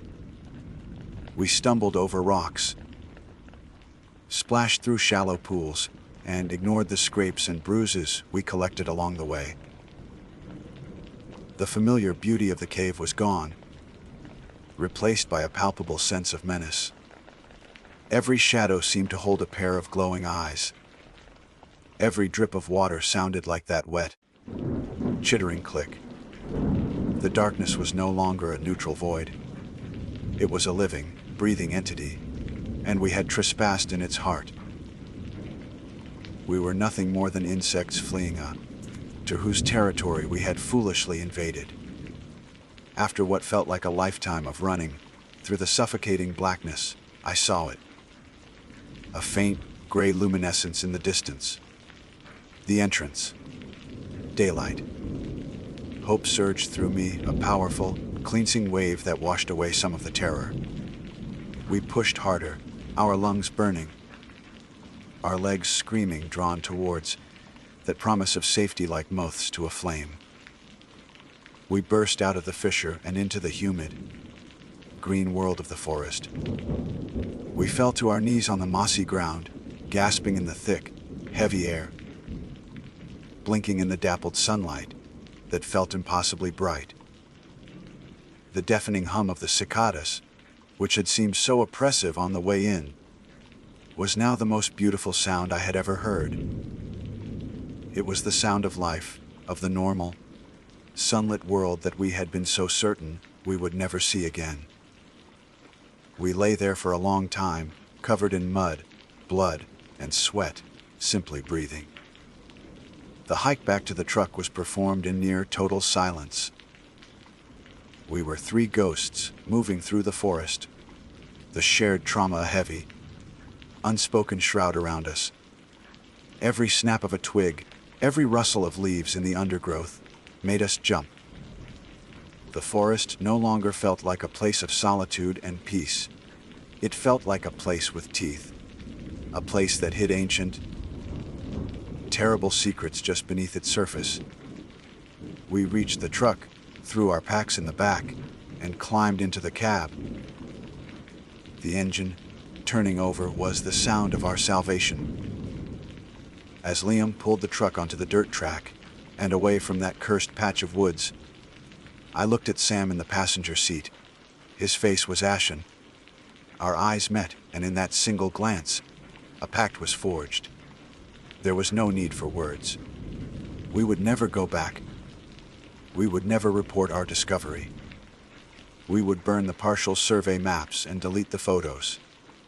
The world of science, of fame, of discovery, it meant nothing anymore. Some knowledge is not meant for humanity. Some places are best left to the darkness, undisturbed and unrecorded. We had opened a door that was meant to remain sealed for eternity, and we had caught a glimpse of what lay behind it. I used to be a caver. Now I can't even stand being in a basement. The dark, silent places of the earth no longer call to me, they terrify me. Because I know what waits there. In the deep, silent caves, beneath the ancient hills of Kentucky, there are things that have slept for centuries, and we, in our arrogance, woke them up, and they do not like to be disturbed. My name is Tamsin Fairchild, and for the better part of a decade, I've been a forest ranger with the U.S. Forest Service.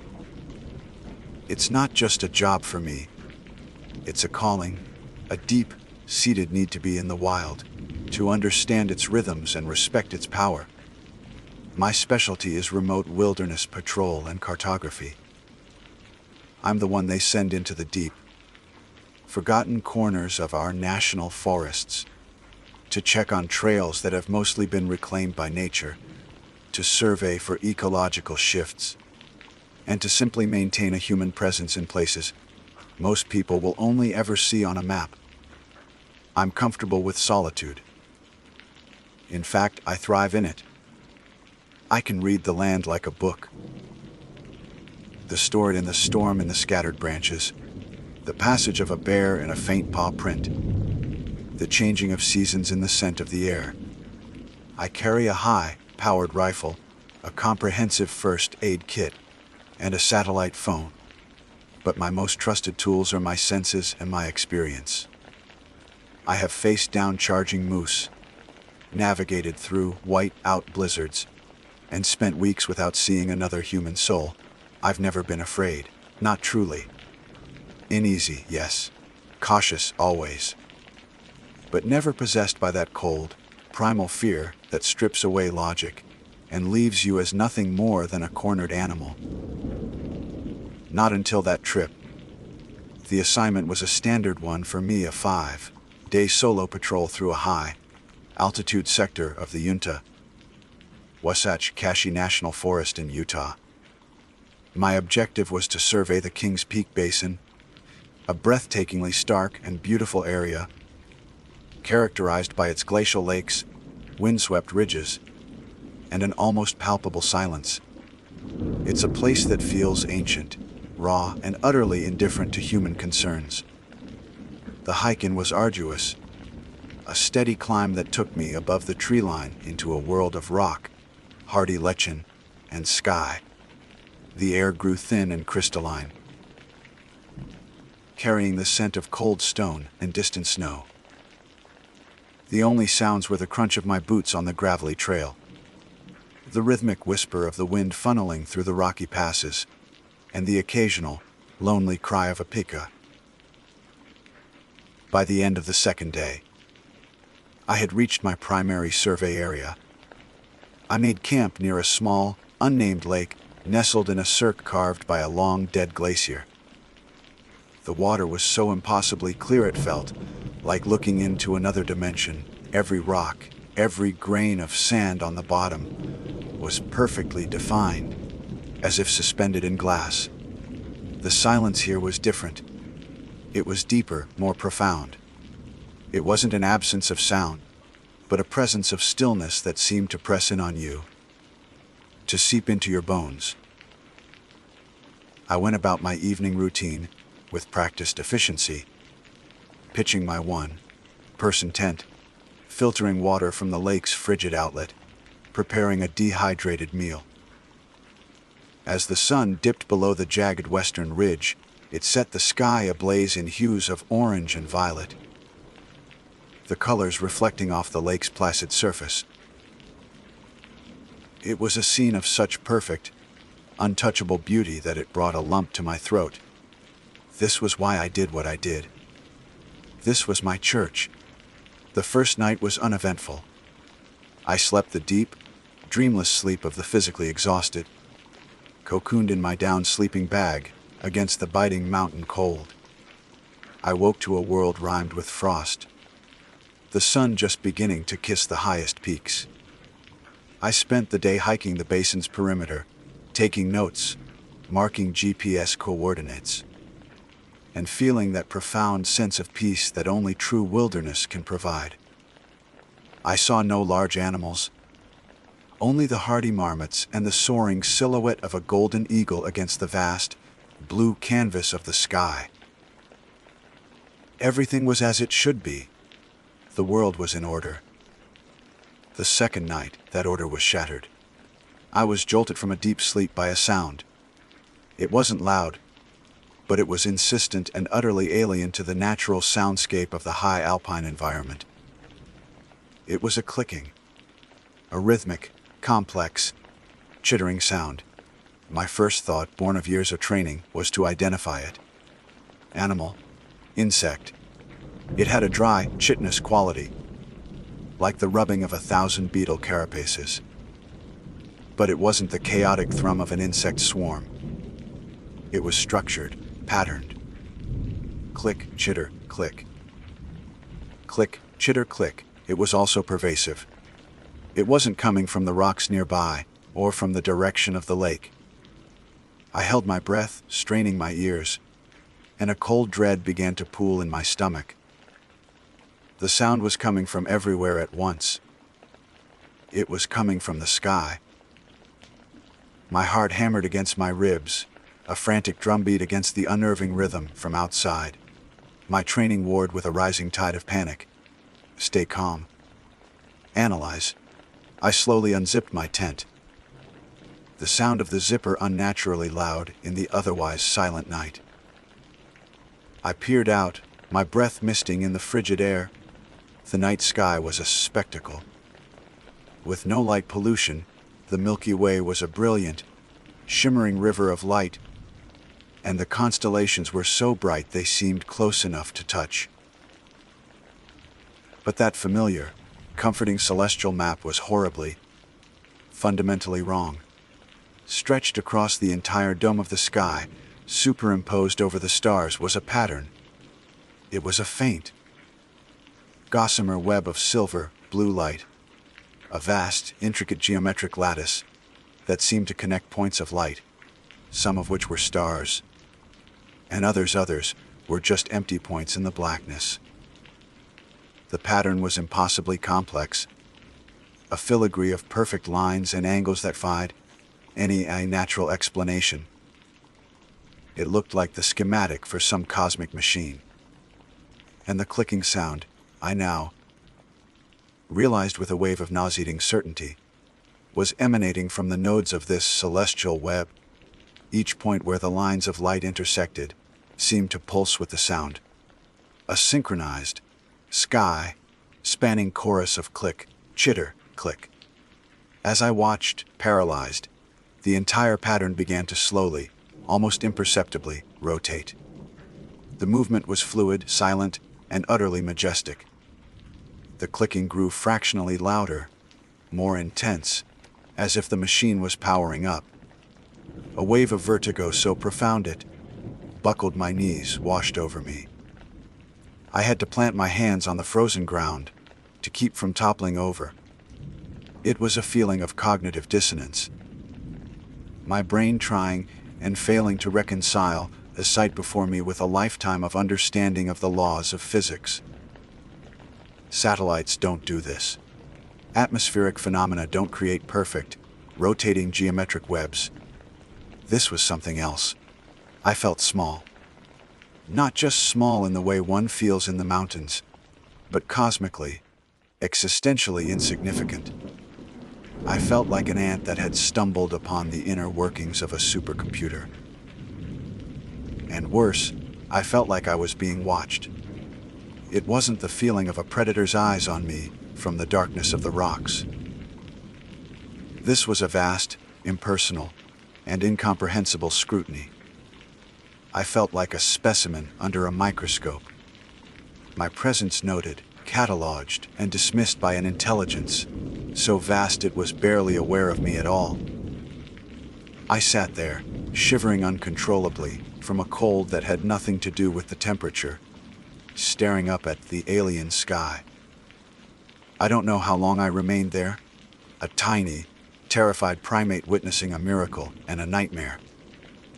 It felt like an eternity, every second stretching into a lifetime under that clicking, rotating, impossible sky. The transition was as seamless as it was absolute. One moment, the celestial machine was performing its grand, terrifying symphony across the heavens. The next, it was gone. Just before the first hint of dawn could bleach the eastern horizon, the geometric web of light simply winked out of existence. The clicking, the sound that had imprinted itself onto my very soul, ceased. The silence that rushed back in was heavier, more suffocating than before. The familiar constellations, the steadfast friends of any nocturnal traveler, reappeared in their proper places, looking placid and ignorant, as if nothing had ever disturbed them. The sky was normal again. But I was not. I remained frozen on the icy ground, my body locked in a state of shivering terror, long after the spectacle had vanished. My mind, usually a fortress of logic and calm assessment, was a maelstrom of denial and raw fear. It was a hallucination. It had to be. Altitude sickness. Hypoxia. It can manifest in strange ways. Auditory and visual hallucinations are not unheard of. I clung to that rationalization, like a drowning woman to a piece of driftwood. I began running through a mental checklist, a desperate attempt to reclaim my sanity. Was I dizzy? No more than the vertigo had caused. Headache? No. Nausea? Only the sick feeling of absolute dread. My training, my entire professional identity, was screaming at me to find a logical explanation, to file this experience away into a neat, understandable box. But there was no box big enough. I stumbled back into my tent, my movements clumsy and uncoordinated, a stark contrast to the practiced efficiency of the evening before.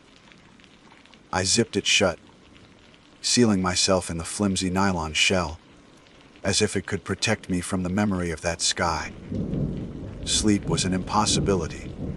Every time I closed my eyes, I saw the impossible lattice of light, the perfect, cold geometry of it all. I heard the rhythmic click, chitter click echoing in the hollows of my mind. The wilderness, my sanctuary, had been violated. It was no longer a place of solitude and peace, but a place of exposure. The roof had been torn off my world, revealing something vast and incomprehensible looking down. When dawn finally broke, its familiar, gentle light felt like an intrusion. I forced myself to go through the motions of my morning routine, but my hands trembled so badly, I could barely operate my camp stove. The coffee I managed to brew tasted like ash. My mission, the survey, the cartography, was a distant, ludicrous thought. My only objective now was to get out, to leave this place. My 5-day patrol was being cut short. I would cite weather, or a gear malfunction, or even feign an injury if I had to. Anything to justify my retreat. The thought of spending another night under that sky, whether the pattern returned or not, was unbearable. Packing up my camp was a frantic, chaotic affair. Who could break down a campsite in under 15 minutes in a blizzard, was now fumbling with tent poles and stuffing my sleeping bag into its sack with brutish force. My carefully organized pack was a mess of hastily crammed gear. In my haste, I knocked over my water filter, cracking the casing and rendering it useless. A novice mistake. A mistake I hadn't made in a decade. A fresh spike of fear, cold and sharp, pierced through my panic. My skills were abandoning me. The wilderness punishes mistakes. As I worked, a new feeling began to creep in, settling over me like a cold fog. The sense of being watched had not left with the dawn. It had changed. It was no longer the vast, impersonal scrutiny from the sky. It was closer, more focused. I kept glancing at the ring of dark, jagged rocks that formed the cirque, expecting to see a figure, a shape, something that did not belong. I scanned the placid, crystal, clear surface of the lake, my eyes tracing the outlines of the rocks on its bottom. Everything was still. Too still. The usual morning chatter of the picas was absent. The marmots were nowhere to be seen. Even the wind seemed to be holding its breath. The entire basin was silent, as if it, too, was waiting. I finally shouldered my pack, the familiar weight doing little to comfort me.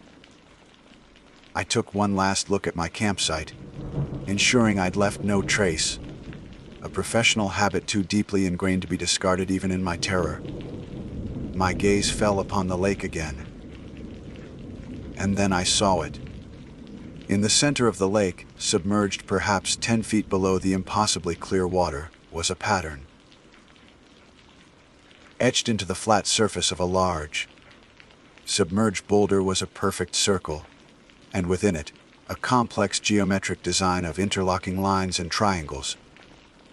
It was a small, perfect replica of a section of the celestial web I had seen in the sky. The lines were impossibly fine, impossibly precise, carved into the hard granite with a skill that defied any natural process of erosion or fracture. It couldn't be real. I squeezed my eyes shut and opened them again.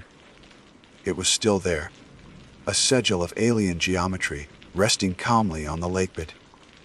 That was it. The final thread of my composure snapped. This was not a hallucination. This was real. Something had been here. Something had left its mark. I turned and fled. I didn't hike, I ran. I scrambled down the trail I had so carefully ascended, my heavy pack throwing me off balance, my lungs burning in the thin air.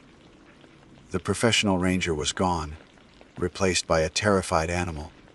Every rustle of the wind in the hardy alpine grasses was a footstep behind me. Every shadow cast by a passing cloud was a pursuer. The landscape that had been so beautiful and majestic on the way up now seemed menacing, a labyrinth of gray rock and hostile slopes. The ridges seemed to leer down at me, the passes like gaping maws. I pushed myself relentlessly, driven by a primal need for distance. I didn't stop to rest or drink. My cracked water filter was a moot point. The thought of stopping for even a moment was more terrifying than dehydration. Hours blurred together, in a panicked haze of exertion and fear.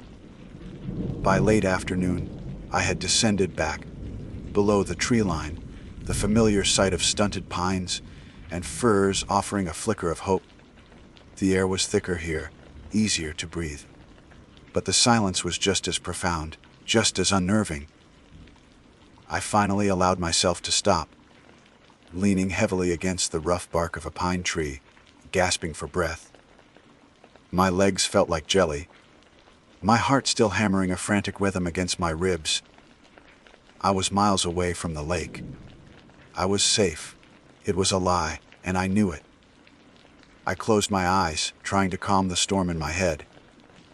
And in that moment of relative quiet, I heard it. It was faint, but unmistakable. Click, chitter click. It wasn't coming from the sky. It was coming from the trees, just off the trail, no more than 50 yards away. My blood turned to ice water in my veins. Every muscle locked. For a full 10 seconds, I was a statue carved from fear, leaning against the rough bark of the pine tree. The sound was faint, yet it cut through the forest's silence with the precision of a scalpel. Click, chitter, click. It was the same rhythm, the same dry, intricate sound that had echoed from the heavens. But this was not a sound from the sky. This was terrestrial. This was close. My frantic flight had been for nothing. I hadn't escaped it. I had run right to it. My survival instincts, honed over a decade of living and breathing the wilderness, screamed at me to run. To keep running until my heart burst. But another, deeper part of me, the ranger, the surveyor, the woman whose life was dedicated to understanding the wild, refused to move. The need to know, to see, to understand what was making that impossible sound, warred with my primal terror. The curiosity was a sickness, a morbid compulsion. I had to see. I had to know what had torn my reality apart. Slowly, deliberately, I eased the rifle from my shoulder. The weight of the cold steel in my hands was a small, pathetic comfort, an anchor to a world of physical threats. I understood. I knew it would be useless against whatever this was, but it was a ritual, a familiar motion in a world that had become terrifyingly unfamiliar. My breath came in shallow, silent gasps. I took a step, then another, moving off the trail and into the dense undergrowth of the forest, toward the source of the clicking. Every snapped twig under my boot sounded like a gunshot in the oppressive silence. The clicking grew louder, more defined as I crept forward. It seemed to be coming from a small clearing just ahead, bathed in the long, eerie shadows of the late afternoon. I dropped to my stomach, the damp earth and pine needles cold against my skin, and crawled the final few feet to the edge of the tree line. I peered through a thick fern. My mind, already reeling, simply stopped. It could not process what it was seeing. In the center of the clearing was a thing. It was not an animal. It was not a machine. It was a shifting, three-dimensional object, roughly the size of a large wolf, but it had no discernible shape.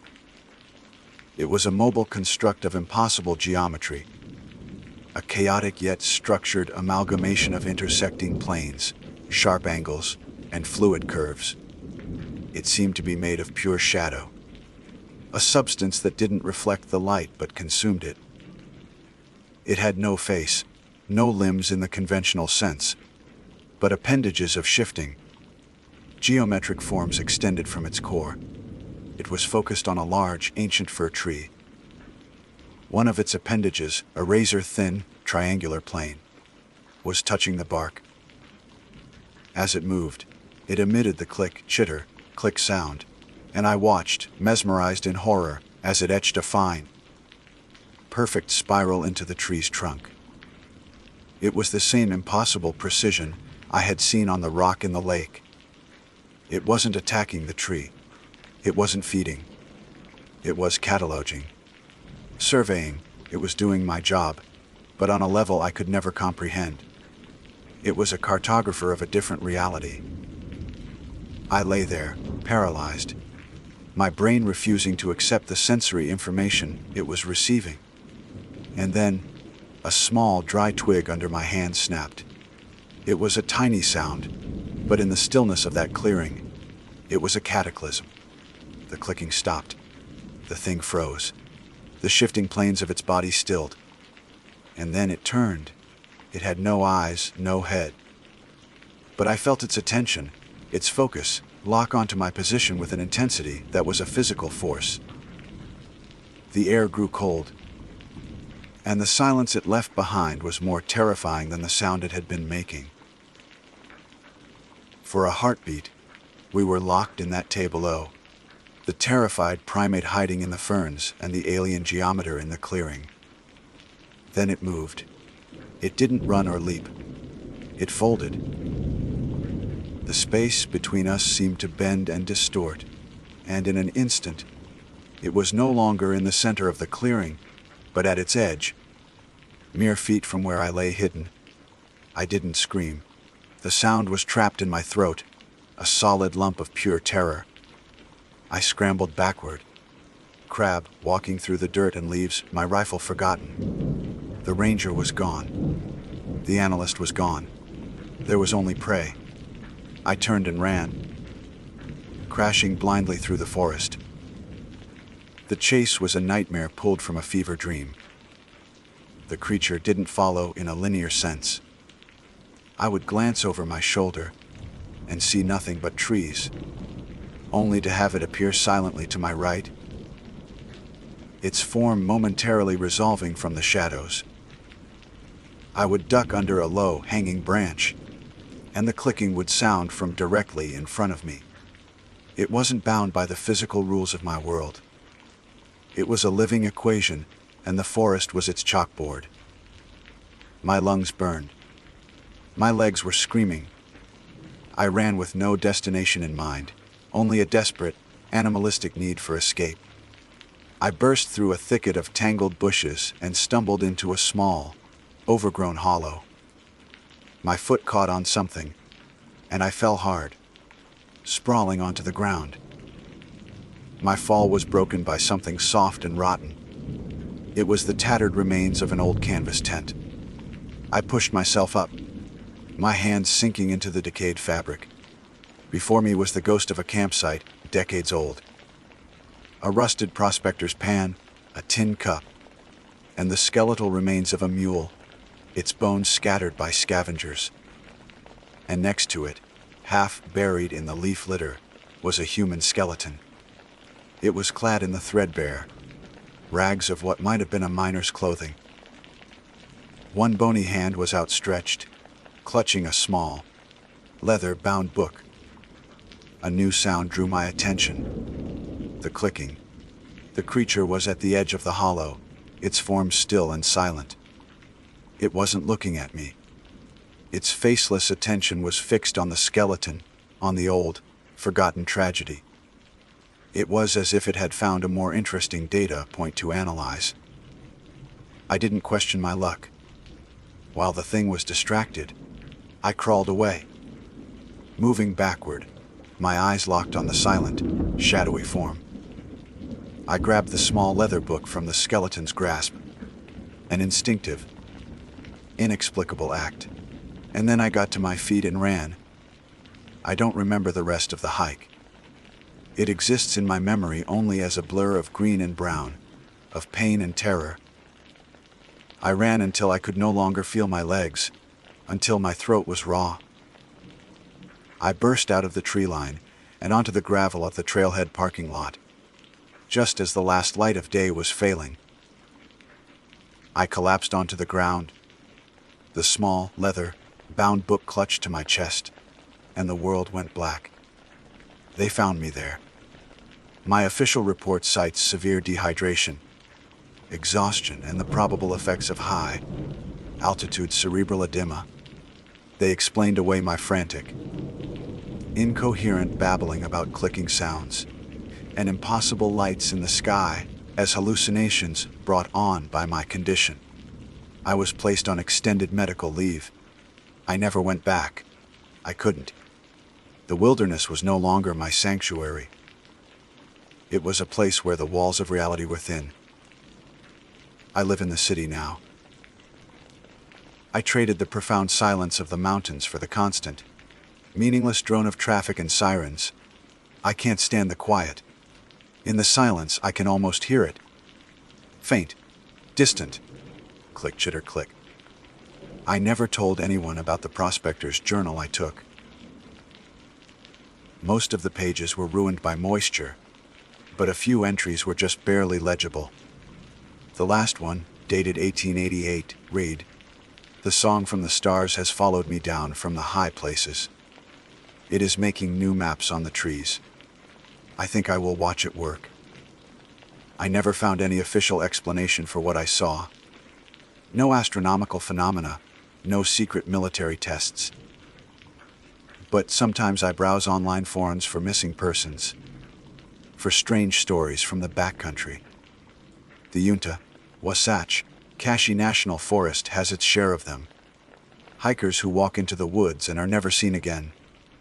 Strange lights, unexplained sounds. I know now. They didn't just get lost. They saw something they shouldn't have. They heard the clicking. They became another data point for the cartographers of a strange, new reality, out there in the dark, silent spaces between the stars, and in the high, lonely places of the world. My name is Dr. Ursula Vance. It feels strange, almost disingenuous, to introduce myself with a title that speaks of logic, of peer-reviewed papers in the quantifiable world. I am a botanist specializing in bryophytes, the humble, ancient family of mosses, liverworts, and hornworts. For 2 decades, my life has been one of meticulous observation, of cataloging the minute and the overlooked, of understanding the slow, silent processes that underpin the grand theater of an ecosystem. I've always believed that everything, no matter how mysterious, could eventually be explained, categorized, and understood through the lens of science. The world, to me, was a complex but ultimately readable text. That was before the forest taught me a different language, a language of absence and echoes, a language I now spend my life trying to decipher. This story, my story, is not one of science. It is one of a void. It begins, as so many tragedies do, on a day of idyllic beauty, a day that held no hint of the permanent twilight that was to follow. My family and I, my husband David and our 10-year-old son, Leo, were on what was meant to be a restorative camping trip in the Olympic National Forest in Washington. David, an architect who spent his days wrestling with concrete and steel, craved the undesigned chaos of nature. For me, it was a pilgrimage. We were headed for the Hoh Rainforest, one of the few remaining temperate rainforests in North America. And for a botanist, a place as sacred as any cathedral. The Ho is not like other forests. To enter it is to step into a different epoch.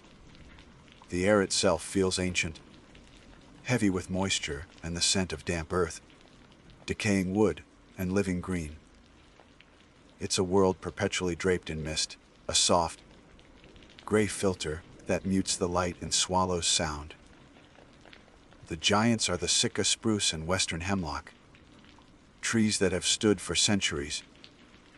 Their massive trunks and branches so thoroughly colonized by mosses that the trees themselves seem to be made of it.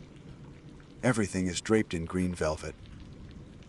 Club mosses, spike mosses, and lichens hang like long, spectral beards from every surface, dripping with a constant, quiet rain even when the sky is clear. It is a magical, otherworldly place, and its silence is profound.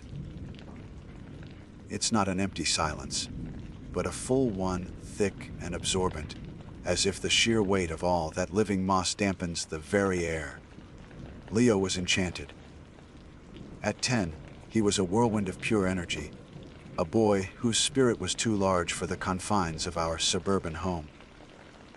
His imagination was a universe unto itself, populated by heroes and monsters, secret worlds, and intricate rules that only he understood. While I saw a complex ecosystem, Leo saw a kingdom. The towering moss-draped trees were sleeping giants. The lush carpets of ferns were jungles for miniature dinosaurs. He was never more alive than when he was outdoors. And the Ho was, to him, the ultimate playground. His bright red rain jacket, a beacon of parental practicality, was a slash of brilliant, defiant color against the overwhelming palette of greens and browns. It was the last truly vibrant thing I remember. We chose the Hall of Mosses trail for our first day's exploration. It's a short, family-friendly loop, less than a mile long, that takes you through a particularly breathtaking section of the old-growth forest. It's designed to be safe, to be accessible. The path is clear, well-trodden and marked. There is no real danger there. That is the lie the world tells you. As always, Leo was running ahead. Wait for us, buddy.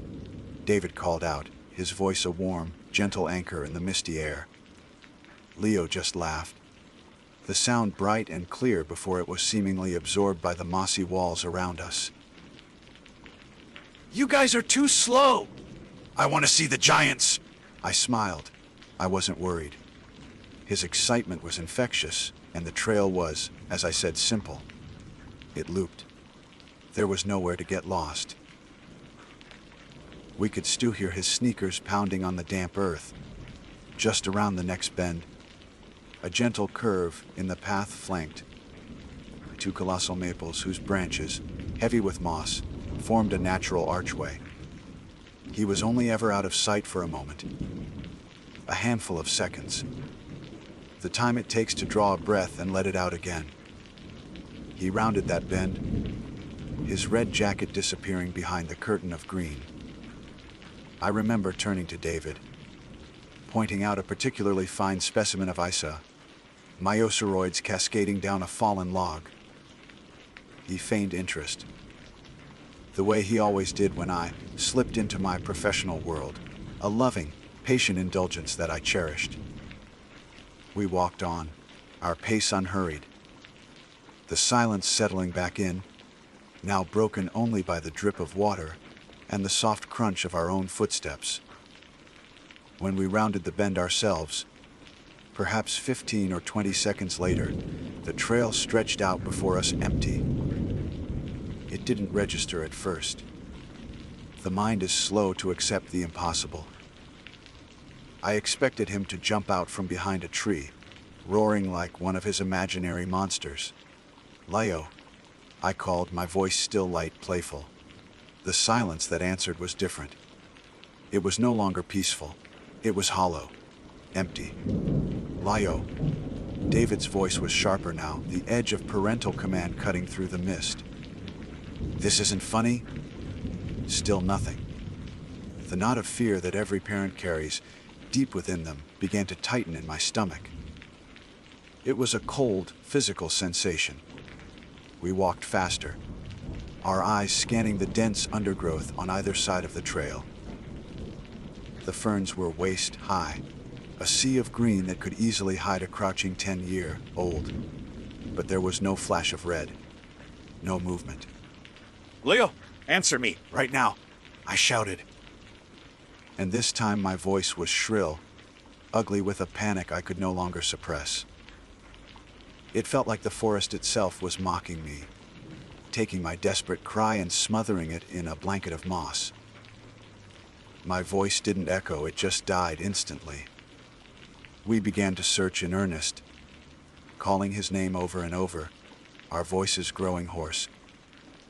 We plunged off the trail, ignoring the signs, pushing through wet ferns and scrambling over moss, slick logs. The world became a blur of green and brown, a suffocating, uniform landscape where every direction looked the same. The air grew colder, or maybe the chill was just inside me, spreading through my veins. We couldn't find him. There was no sign of him. No footprints on the damp ground beside the trail, no snagged thread from his jacket, no dropped toy, nothing. It was a perfect, complete, and instantaneous erasure. After what felt like an eternity of frantic, fruitless searching, our panic congealing into a cold, hard terror, we knew we couldn't do it alone. We stumbled back to the trail, our clothes soaked, our hearts hammering against our ribs. We ran back the way we came, our own calls for help, now joining the unanswered calls for our son. Every passing hiker we saw, their faces etched with concern, became a fresh wave of failure. Have you seen a boy? 10 years old, in a red jacket. The answer was always the same. A shake of the head, a sympathetic, useless, "I'm so sorry." Finally, we reached the ranger station at the trailhead. I don't remember much of that conversation. I remember the ranger's calm, practiced demeanor, a stark contrast to my own ragged hysteria. I remember the look in his eyes, a professional sympathy that had seen too much. And I remember the moment he picked up his radio, his voice steady as he spoke the words that turned our private nightmare into an official incident. "We have a missing child," he said. And with those words, the forest, which had been a place of wonder and beauty just an hour before, transformed into the enemy. It had taken my son, and it was holding him in its vast green and terrifyingly silent embrace. The hours that followed the ranger's radio call were a disorienting blur of procedural coldness and raw, primal terror. Our private horror was swiftly institutionalized, becoming an incident, a file number, a set of protocols to be executed. More rangers arrived, their faces etched with a practiced, somber efficiency. They unfurled maps on the hoods of their trucks, drawing grids over the landscape that had just swallowed our son. They asked us questions that felt both intimately intrusive and agonizingly detached. When was the last time he ate? What was his general disposition? Was he afraid of the dark? Each question was a small, sharp stab, a reminder of the vibrant, living boy who was now a collection of data points, a profile for a search algorithm. David, my logical, methodical David, clung to their process as if it were a life raft. He stood over the maps with the search leader, a man named Marcus with kind eyes that didn't quite mask the grim reality of his job. David pointed, suggested, rationalized. "He's smart," he kept saying, his voice tight. "He knows not to drink the water without filtering. He knows to stay put if he's lost." He was trying to solve the problem, to architect a solution, to impose order on the chaos that had ripped our world apart. I, on the other hand, felt myself drifting away from their world of grids and probabilities. I could only stare into the impenetrable wall of green, the place where Leo had vanished. A forest felt sentient, a silent, watching entity. Their maps seemed like a fool's errand, an attempt to chart a place that operated on rules far older and stranger than human logic. Then the sun began to set. I have never known a dread so absolute as watching the light fade from the sky that first day. The perpetual mist of the Ho, which had been ethereal and beautiful, thickened into a suffocating, inky blackness. The temperature dropped sharply. The forest, which had been so unnaturally quiet, came alive with a new set of sounds. The snap of a twig, the rustle of some unseen creature, the mournful hoot of an owl. Every sound was a potential threat, every shadow a monster. The thought of Leo, my bright, vibrant boy, alone in that cold, predatory darkness, was a physical agony. It was a weight on my chest that made it impossible to breathe. A cold that seeped into my bones and has never truly left. The search continued through the night. The powerful beams of flashlights cutting fuel swaths through the darkness, but David and I were escorted back to our campsite, then to a small, sterile motel room in the nearby town of Forks. They told us to rest, to sleep, as if sleep were possible. We sat in the humming silence of that room, the space between us a chasm of unspoken fear. David paced. I sat on the edge of the bed, staring at the wall, replaying those 15 seconds over and over in my mind. The turn in the path, my comment about the moss, David's smile, the silence. How could a life, a whole world, be erased in 15 seconds? The next day, the search escalated. Search and rescue. SAR teams arrived from all over the state, teams of grim-faced, competent men and women in bright orange vests. They brought dogs whose joyful, working barks felt jarringly out of place in the somber atmosphere. A helicopter began to circle overhead, its rhythmic whump, whump, whump a constant, throbbing reminder of our desperation. We became unwilling celebrities in a tragedy, our faces, pale, drawn and hollow-eyed, briefly appearing on local news segments. Kind-hearted volunteers showed up with musses of coffee and sandwiches we couldn't eat. Their faces a mixture of pity and a morbid curiosity that made my skin crawl. The dogs were the first sign that something was profoundly wrong. They were scent dogs, trained to follow the unique trail that every human being leaves behind. They were brought to the spot on the trail where we had last seen Leo. They cast about, noses to the ground, whining with confusion. They could follow our scent, David's and mine, right up to the bend. They could follow Leo's scent to that same point. And then, it simply stopped. Not faded, not scattered, but stopped. Abruptly, as if he had been lifted straight up into the air. The handlers were baffled. "I've never seen anything like it," one of them murmured, shaking his head. "It's like he just vanished." Days bled into a week. The constant rain, typical for the Ho, turned the forest floor into a muddy soup, erasing any hope of finding footprints. The thick canopy of moss and leaves, which I had once found so beautiful, now seemed like a malevolent conspiracy. A perfect green ceiling that would have hidden a small boy in a red jacket from the searching eyes of the helicopter pilots. The hope that had buoyed us in the first frantic hours began to erode, worn away by the ceaseless rain and the utter lack of any sign. The searchers' faces grew longer, their reassurances more forced. It was during this time, in the sleepless, hollowed-out hours of the third or fourth night, that the memory surfaced.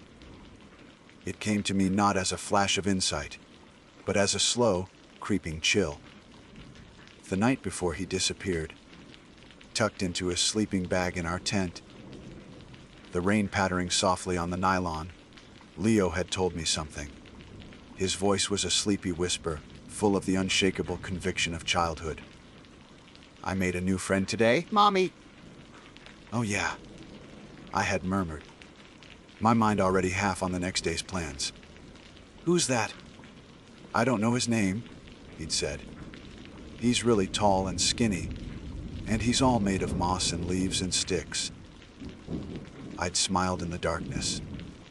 "That sounds like a fun imaginary friend." "Sweetie, he's not imaginary," Leo had insisted, a hint of frustration in his voice. "He's real. He lives here. He told me he knows all the secret places. The places the trails don't go. He promised he'd show me tomorrow." I had dismissed it, of course. It was a child's fantasy, a product of his overactive imagination fired by the strange, magical new environment. I'd told him to go to sleep and that we had to stay on the trails. Now, in the sterile quiet of the motel room, his words echoed with a terrifying new significance. A friend made of moss and leaves. It was absurd, the ramblings of a tired child. But the dogs had found no scent. The searchers had found no trace. It was as if he had been swallowed by the forest itself. My scientific mind, the part of me that had built a career on evidence and logic, recoiled from the idea. But the mother in me, the part that was being flayed alive by grief and terror, began to wonder. I told David about it the next morning. He looked at me as if I were losing my mind. Ursula, he was a 10-year-old boy with a big imagination. That's all. We need to focus on the facts. On the search. He was angry, his fear curdling into a desperate need for rationality. My story, my memory, was a crack in the logical foundation he was trying to stand on, and he couldn't bear it. It was the first time the void that had taken our son opened up between us. After 10 days, Marcus, the search leader, sat us down in the ranger station. His kind eyes were full of a weary sadness. He explained the grim calculus of survival rates, the effect of the cold and the rain, the sheer impossibility of a child surviving this long alone. They had covered every grid, searched every ravine, scanned every inch of the riverbank. They had found nothing. Not a single thread. Not a footprint. Not a wrapper from the granola bar in his pocket. The search, he explained gently, was being scaled back. They were no longer looking for a lost boy. They were now looking for a body. The words didn't even hurt. By then, I was numb, encased in a layer of cold, hard grief. They told us he probably wandered off the trail, became disoriented, and succumbed to the elements. It was a neat, logical, and utterly unbelievable explanation. I knew, with a certainty that defied all reason, that it wasn't what happened. He hadn't gotten lost.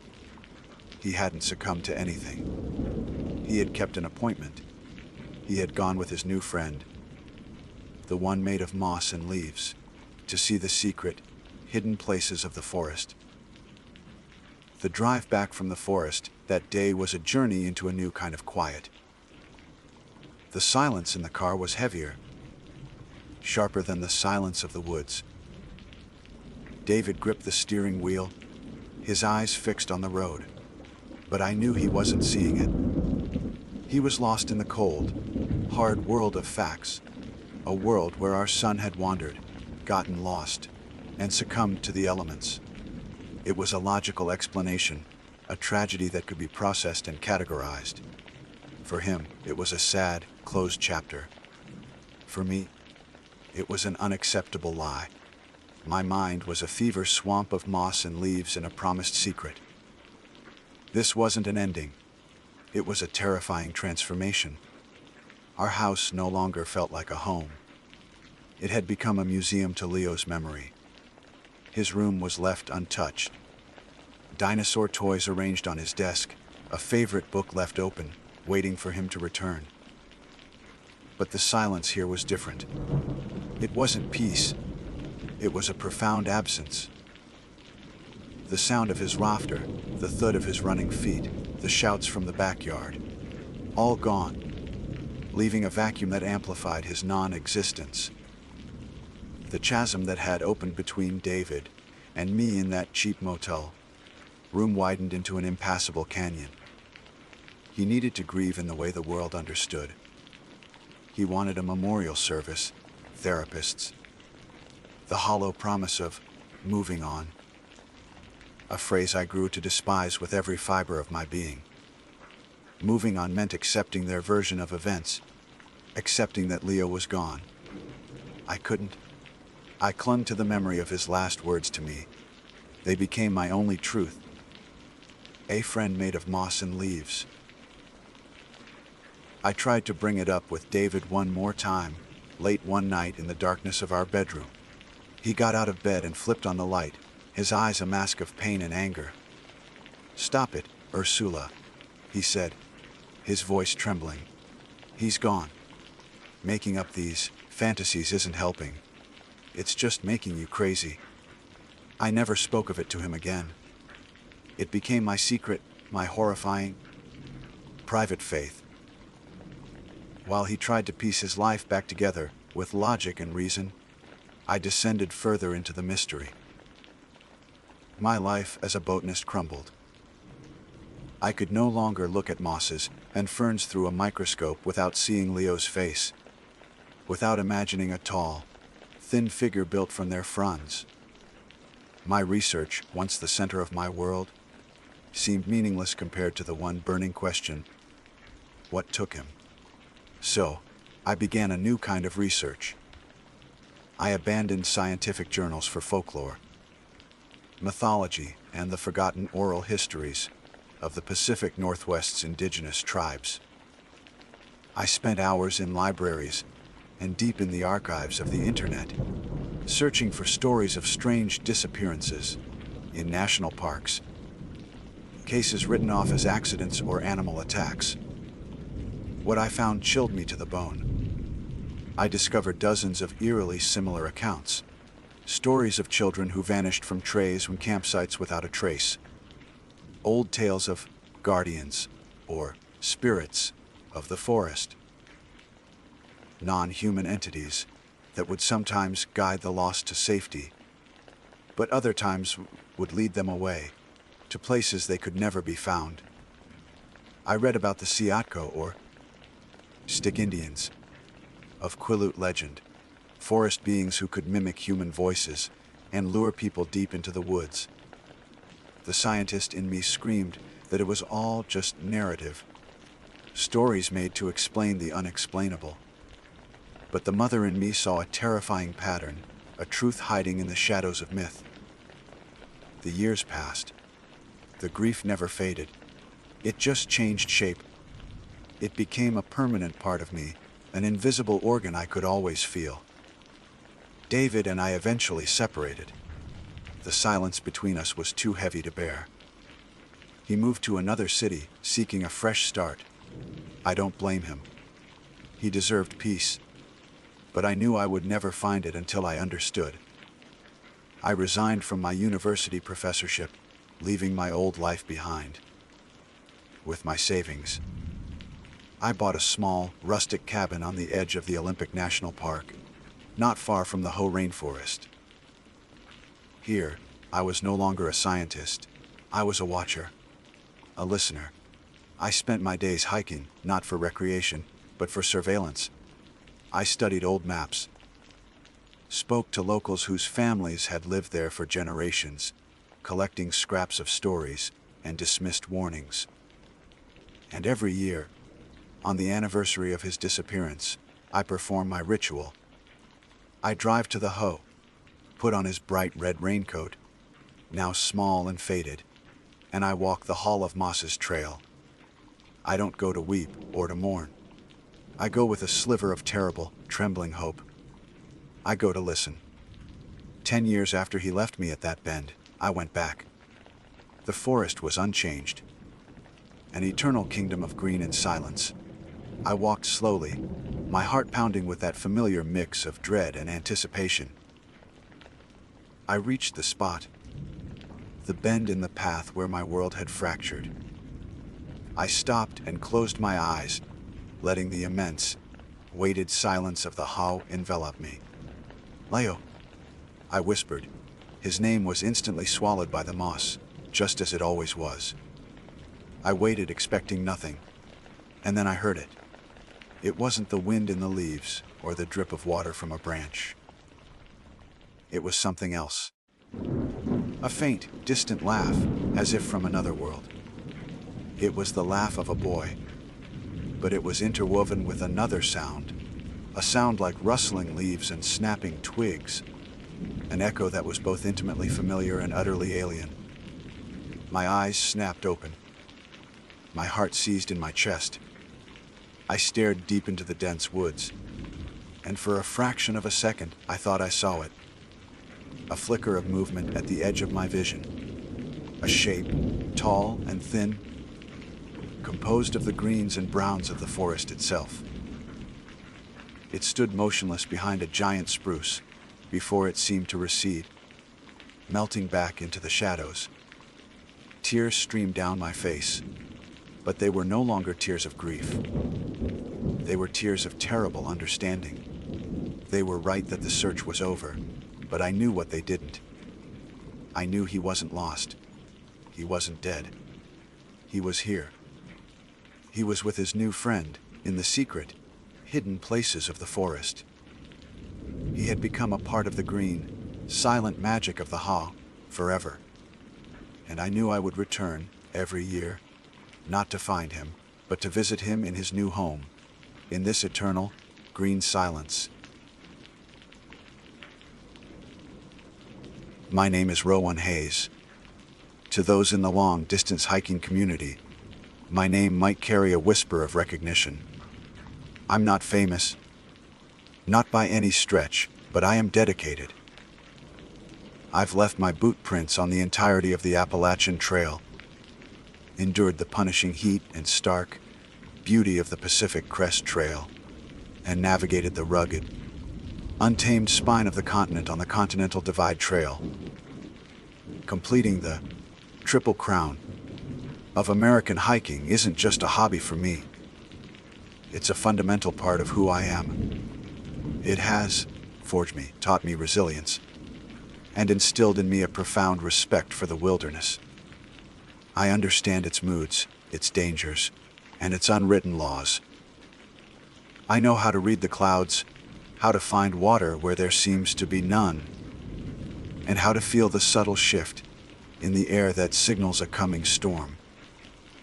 I am a planner, meticulous and thorough, because in the wild, preparedness is the thin line between a challenging adventure and a fatal mistake. It was this confidence, born from thousands of miles of experience, that led me to my next challenge, a solo winter ascent of Wheeler Peak in the Carson National Forest of New Mexico. At 1,367 feet, it stands as the highest point in the state, a formidable giant cloaked in a thick mantle of snow and ice during the winter months. Most hikers, even seasoned ones, attempt it during the forgiving summer season. To do it solo in the dead of winter was a test of a different magnitude. It was a test of gear, of physical endurance, and, most importantly, of will. I saw it as the ultimate conversation between me and the mountain, a raw and honest dialogue stripped of all comfort and convenience. My preparation was, as always, exhaustive. I spent weeks studying topographical maps, analyzing weather patterns, and reading every available trip report from the few hardy souls who had attempted it before me in similar conditions. My gear was top of the line, a 4-season tent designed to withstand gale, force winds, a sub-zero sleeping bag that felt like a portable cocoon, and layers of technical clothing that could handle the brutal temperature swings of high altitude environments. My pack, weighing a hefty 50 pounds, was a self-contained world of survival. I carried an ice axe, crampons, snowshoes, an avalanche beacon, a satellite messenger for emergencies, and enough dehydrated food to last me twice the planned duration of the trip. I left no stone unturned, no variable unaccounted for. Or so I believed. The drive to the trailhead in Taos Ski Valley was a journey into silence. The vibrant desert landscape of New Mexico gradually gave way to foothills dotted with piegui, on and juniper, then climbed into the realm of towering ponderosa pines and aspens, their naked branches stark against the snow. The air grew colder, crisper. The world felt cleaner, more elemental. I checked in at the ranger station, a small, rustic cabin with smoke curling lazily from its stone chimney. The ranger on duty was a man named Al, his face a roadmap of wrinkles carved by decades of sun and wind. He looked over my itinerary, his gaze lingering on my stated goal. "Wheeler in winter, huh?" he said, stroking his gray beard. "You're a brave man or a foolish one. Sometimes it's hard to tell the difference." He stamped my permit with a heavy thud. "You've got the gear, I can see that. But be mindful up there, son. The mountain has a different personality this time of year. It doesn't always like visitors." His words were casual, a standard warning given to any ambitious hiker. But they held a weight that settled in the back of my mind. The first day on the trail was a brutal but beautiful baptism. The snow was deep, a pristine, powder-soft blanket that forced me to wear my snowshoes from the first mile. Each step was a conscious effort, a sinking and lifting motion that quickly found a rhythm. The air was thin, a constant reminder of the ascending altitude, and my lungs burned with a clean, cold fire. But the scenery was a reward that dwarfed the struggle. The world was a masterpiece of white and blue. The snow absorbed all sound, creating a profound, almost sacred silence, broken only by the rhythmic crunch of my snowshoes and the sound of my own breathing. The sun, bright in a cloudless sky, made the landscape glitter as if it were dusted with diamonds. I felt a deep sense of peace, of rightness. This was my church, my sanctuary. This was where I belonged. I made camp late in the afternoon, in a sheltered grove of Engelmann spruce just below the tree line. I was exhausted, my muscles aching with a satisfying burn, but my spirits were high. I had made excellent time, and the summit felt within my grasp for the following day. The process of setting up camp was a familiar, comforting ritual. I stamped down a solid platform in the snow, erected my tent with practiced efficiency, and fired up my small stove, its roar a welcome intrusion into the silence. As I melted snow for water, I watched the sun begin its descent, painting the western sky in fiery strokes of orange, pink, and purple. The alpenglow on the snow-covered peaks was an ethereal sight, a fleeting moment of impossible beauty. As darkness fell, it was as if a switch had been flipped. The temperature plummeted with an almost physical force. The world outside my tent became an alien landscape, ruled by a cold so intense it felt like a living entity. But inside, I was secure. I crawled into my sleeping bag, bundled in my down layers, and felt a profound sense of accomplishment and solitude. I was alone, miles from any other human being, suspended between the frozen earth and a sea of brilliant, icy stars. I listened to the wind as it began to pick up, a low, mournful sigh that vibrated through the tent poles. It was the lullaby of the high country, and I drifted towards sleep, content. That's when I heard the whispers.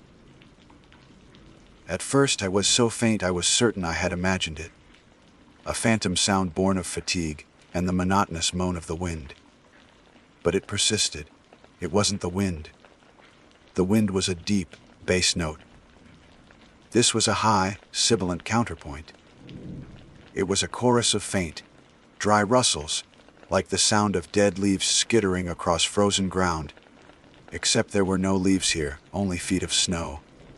The sounds were close, frighteningly close. They seemed to be coming from just outside the thin, nylon wall of my tent. My heart began a frantic, heavy drumming against my ribs. I lay perfectly still, straining my ears, trying to parse the sound. It wasn't an animal. I've heard the snuffles of bears, the cough of deer, the yips of coyotes. This was different. It had a cadence, a rhythm. It sounded like a language, but one my brain couldn't process. A series of soft, overlapping hisses and clicks. My training kicked in, a desperate attempt to impose logic on a situation that felt utterly illogical. Hypoxia, my mind supplied. Altitude sickness can cause auditory hallucinations. It was a plausible explanation. I was at over 11,000 feet, and despite my acclimatization, it was a possibility. I was exhausted, dehydrated. My brain could be playing tricks on me. Clinging to that rational thought, I slowly unzipped my sleeping bag, the sound deafening in the charged silence. I grabbed my headlamp, its powerful beam a sliver of technological courage in the oppressive darkness. My hand trembled as I unzipped the tent fly. I peered out, sweeping the beam of light across the small clearing. Nothing. The snow was a smooth, unbroken canvas, glowing serenely in the moonlight. My own tracks leading to the tent were the only blemishes on its perfect surface. There were no other footprints, no signs of disturbance whatsoever. The spruce trees stood like silent, hooded sentinels at the edge of the campsite. There was nothing there. I zipped the tent shut, my breath clouding in front of me. A wave of relief washed over me, so potent it left me weak. It was a hallucination. Just the altitude, the exhaustion, the wind playing with my mind. I had to get more water in me and try to get some real sleep. But as I settled back into my sleeping bag, the whispering started again. This time it was different. It was no longer a vague sound at the edge of hearing. It was clearer, more defined, and it seemed to be coming from all directions at once, as if the very air around me had learned to speak in this chilling, alien tongue.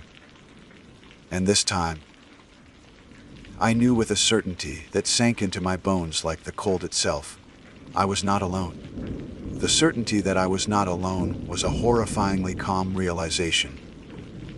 It wasn't a jolt of panic, but a slow, cold infusion of truth that displaced every rational thought I had desperately clung to.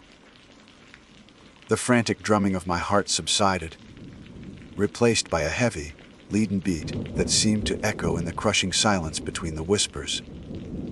Hypoxia, exhaustion, the tricks of a tired mind.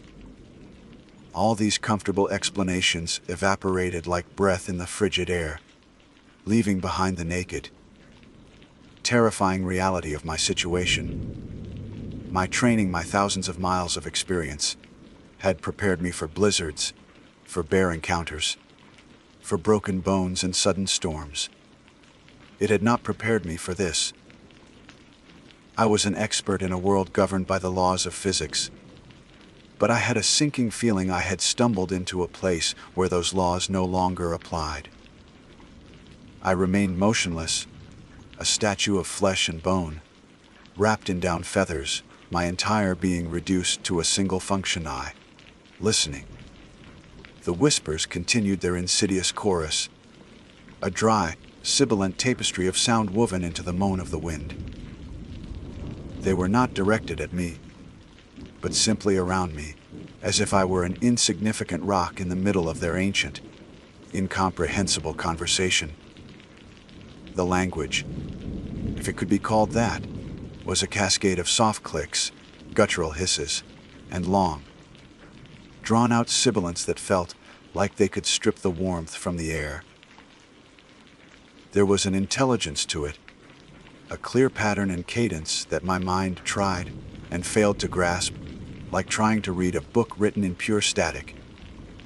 My eyes, now adjusted to the dim, ethereal glow of the moonlight filtering through the tense fabric, began to play tricks on me.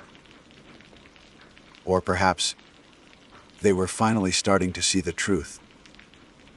At the very edge of the clearing, where the dense stand of spruce trees began, I saw movement. It was fleeting, a flicker in my peripheral vision that I initially dismissed. But then I saw it again, and again. They were faint, shadowy figures, and to call them figures was to give them more substance than they possessed. They were more like vertical distortions in the moonlight, silhouettes woven from shadow and speed. They were tall, impossibly thin, with limbs that seemed too long, moving with a disjointed, unnatural grace. One moment they were there, a stark black shape against the snow, laden boughs of a pine tree. The next they were gone, not as if they had run, but as if they had simply dissolved back into the darkness from which they were born. Like smoke in the wind, my breath caught in my throat, forming a painful, icy lump.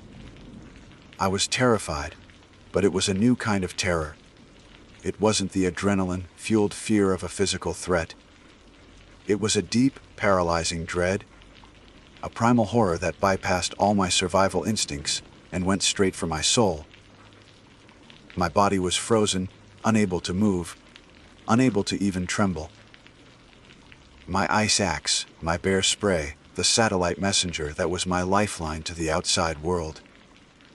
All of it felt like children's toys, utterly useless against a threat that left no footprints and seemed to be made of nothing more than whispers and shadow.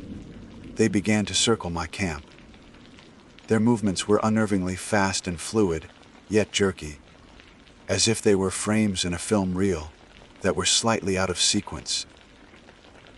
They darted between the trees, their tall forms appearing and disappearing, a silent, predatory patrol just beyond the reach of my perceived safety.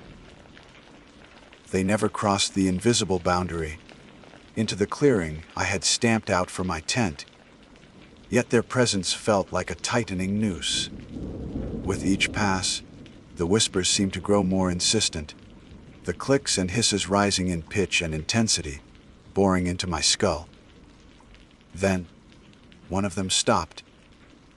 It stood at the edge of the trees, directly in my line of sight, a tall, slender void against the moonlit snow. It was utterly still, and I had the horrifying sensation that it was looking directly at my tent.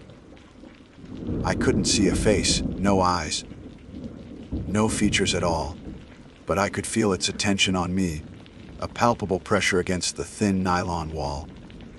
And then I felt the cold. It was a cold that had nothing to do with the sub-zero temperature.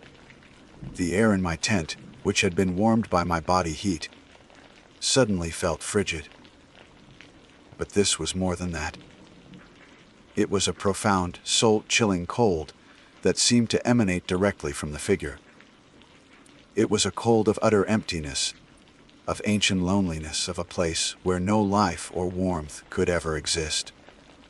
It seeped through my layers of clothing, through my sub-zero sleeping bag, through my very skin, and settled deep within my bones.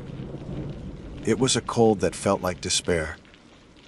My teeth began to chatter uncontrollably, not from the temperature, but from the sheer, unadulterated horror of that feeling. It was the cold of the grave. I don't know how long I lay there, watching them. Time had ceased to have meaning. Seconds stretched into minutes, minutes into what felt like an eternity. My world shrank to the size of my small tent, a fragile bubble of orange nylon, in a sea of whispering darkness. I watched as the moon, my only silent companion, tracked its slow, deliberate arc across the star-dusted sky.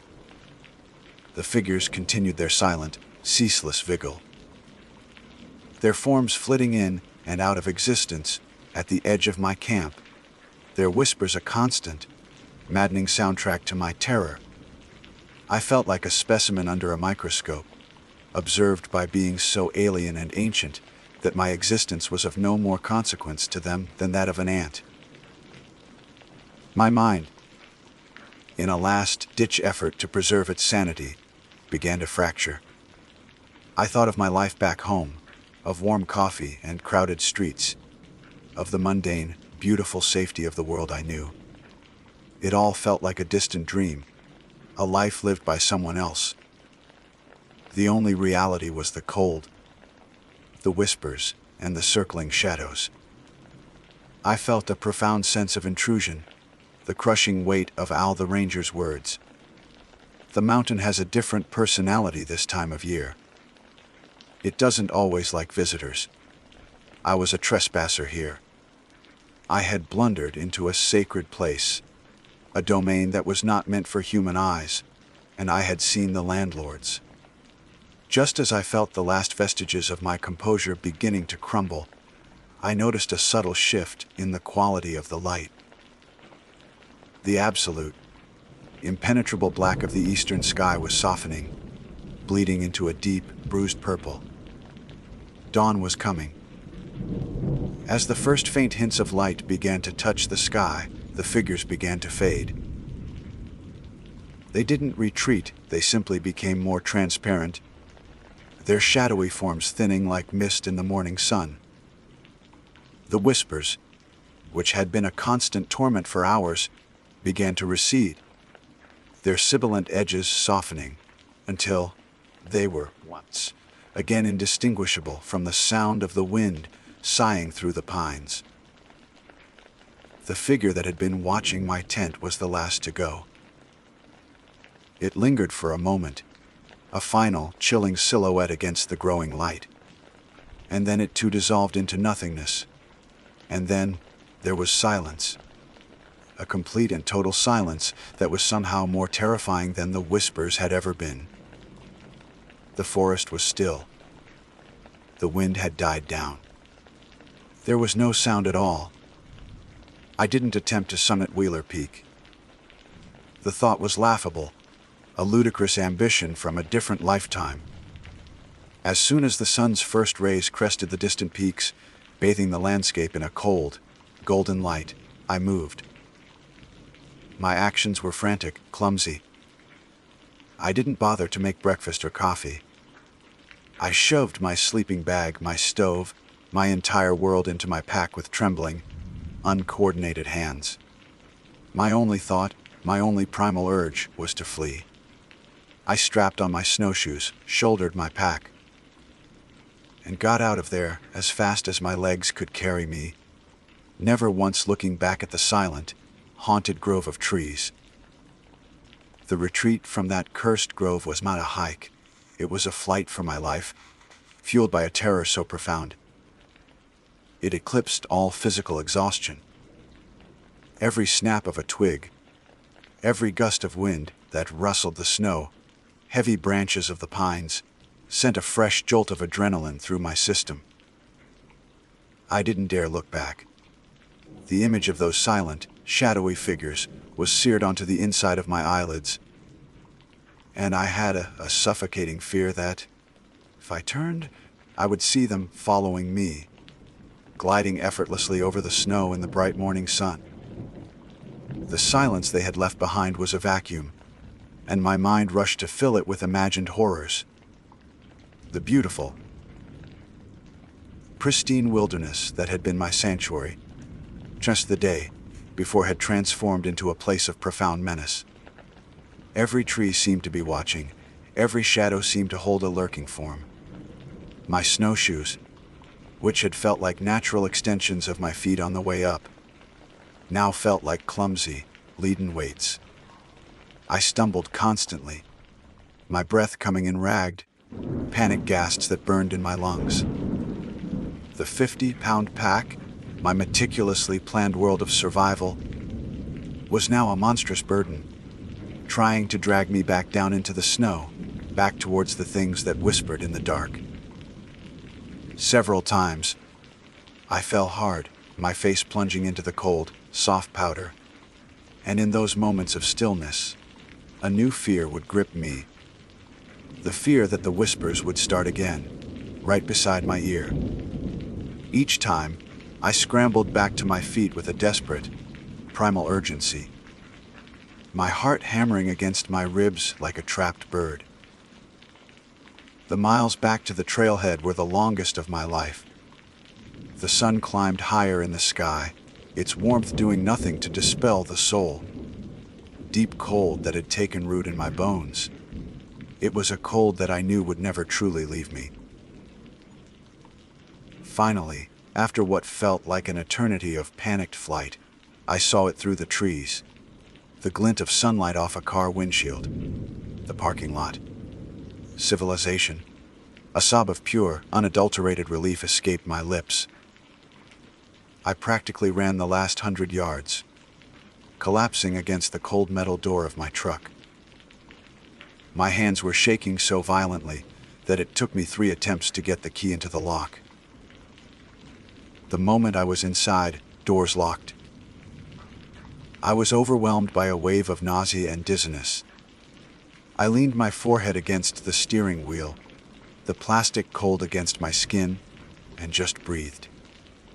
The familiar smell of stale coffee and gasoline was the most comforting scent I had ever known. I was safe. I was out. But I knew, with a chilling certainty, that a part of me would never truly leave that mountain. The drive away from Taos, Ski Valley, was through a dreamscape. The world outside my windows seemed unreal, a movie playing in which I was no longer a participant. The sight of other cars, of people laughing and walking towards the ski lifts, was jarring. How could their world be so normal, so bright and carefree, when mine had been so fundamentally broken?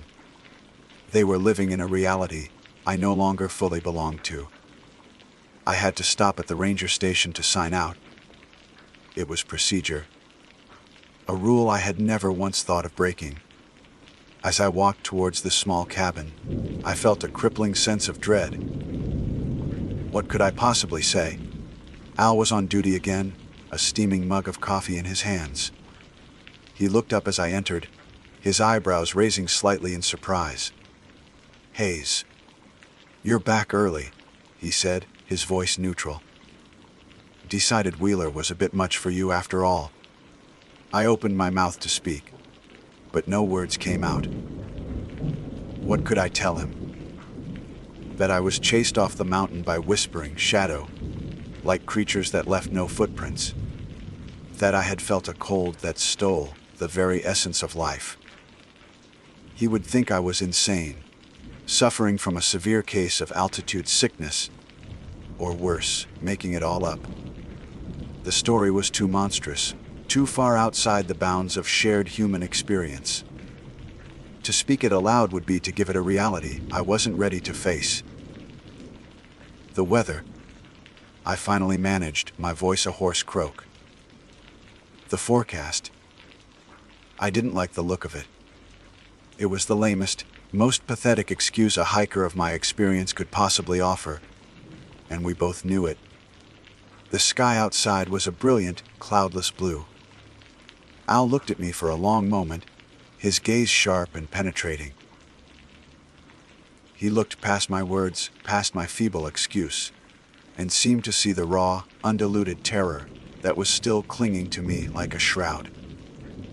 He looked at my haunted eyes, my pale face, the tremor that still lingered in my hands. He took a slow sip of his coffee, his expression unreadable. "Sometimes," he said softly, his voice low and gravelly, "the mountain just tells you it's time to go. A wise man listens." He turned and stamped my permit, seal OCD, without another word. In that moment, I felt a strange sense of gratitude towards him. He didn't press. He didn't question. And in his eyes, I saw a flicker of something that looked like understanding. As if I were not the first person to come down from that mountain with a story they could never tell. The years since that winter have been quiet. I never went back to the Carson National Forest. In fact, I haven't set foot on a remote wilderness trail since. The passion that had once been the driving force of my life, the very core of my identity, was extinguished in a single night. I sold my top of the line gear, the tools of a life I could no longer live. My friends in the hiking community don't understand. They talk of new adventures, of peaks to be conquered, and I can only offer a hollow smile. How can I explain to them that the silence of the wilderness is no longer a comfort to me? That now, when I hear the wind howl, I can't help but listen for the whispers underneath. I've tried to rationalize what happened. I've read about infrasound, low-frequency noises that can cause feelings of dread and visual hallucinations. I've researched the folklore of the local tribes, searching for legends of mountain spirits or guardians. I've found stories, of course. The native peoples of that land have always known that the high places are sacred, powerful, and not to be trifled with. Their legends speak of spirits, of beings, neither living nor dead, who inhabit the peaks and resent intrusion. But none of it truly explains what I saw and felt. It doesn't explain the unnatural speed of the figures, the intelligent cadence of their whispers, or the soul-freezing cold that had nothing to do with the temperature. I am a man of logic and reason, a man who believed only in what he could see and touch. But I saw them. I heard them. I felt them. They were ancient, powerful, and utterly indifferent to my existence. I had intruded upon their domain, a world that exists parallel to our own, hidden beneath a thin veil of snow and silence. The high peaks of the Carson National Forest hold many secrets, and I learned the hard way that some are best left to the wind and the snow. The mountain told me to go, and I listened, and I will spend the rest of my life listening to the echo of its voice. My name is Brielle. Even now, years later, saying my own name feels like recounting the details of a missing persons report. It's a name that belongs to someone who was whole. Someone who hadn't yet learned that there are places in this world where the maps are wrong and the silence has teeth. This isn't a story I tell at parties. It's a memory that I live with, a shadow that stretches long behind me, no matter how brightly the sun shines. It's the story of the weekend. We went to the Coconino National Forest and trespassed on something that had been sleeping for a very, very long time. There were 5 of us, fresh out of college and drunk on the intoxicating illusion of our own invincibility. We thought we were adults, but we were just children with car keys and a misguided sense of adventure. Our self-appointed leader was Liam. He was all swagger and confidence, the kind of guy who talked about conquering nature as if it were a business rival. He'd read a book or 2 on survivalism and believed that made him an expert. His girlfriend, Chloe, was there mostly for him. She was sweet and a little timid, more comfortable with boutique hotels than backcountry camping, but she'd follow Liam anywhere. Then there was Ben, the quiet observer of our group, a gentle soul who was there for the genuine beauty of the wilderness, not to prove anything. And finally, there was Maya, my best friend since childhood and the person I would share a tent with. She was the anchor of the group, practical and level-headed, the one who actually remembered to pack the first aid kit and extra water. I fell somewhere in the middle, carried along by the group's momentum, eager for a break from the mundane, but with a quiet hum of apprehension I couldn't quite shake. Liam had sold us on the Coconino National Forest with promises of grandeur. He spoke of its towering ponderosa pines, its stunning red rock formations, and, most importantly to him, its vast, untamed wilderness. He wasn't interested in designated campgrounds, with their fire pits and picnic tables. He called them glorified parking lots. He wanted something authentic, a place where we could be completely on our own, away from rules and rangers. He'd spent weeks poring over satellite maps and old forestry roads, finally settling on a spot deep, heart of the forest, miles from any marked trail. The drive-in was the first sign that we were leaving our world behind. The smooth asphalt of the highway gave way to a graded dirt road, which in turn devolved into a rugged, two-track path that scraped the undercarriage of Ben's SUV.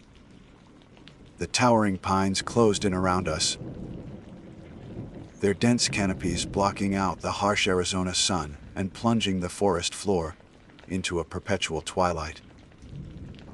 The air grew thick with the scent of pine needles and damp earth.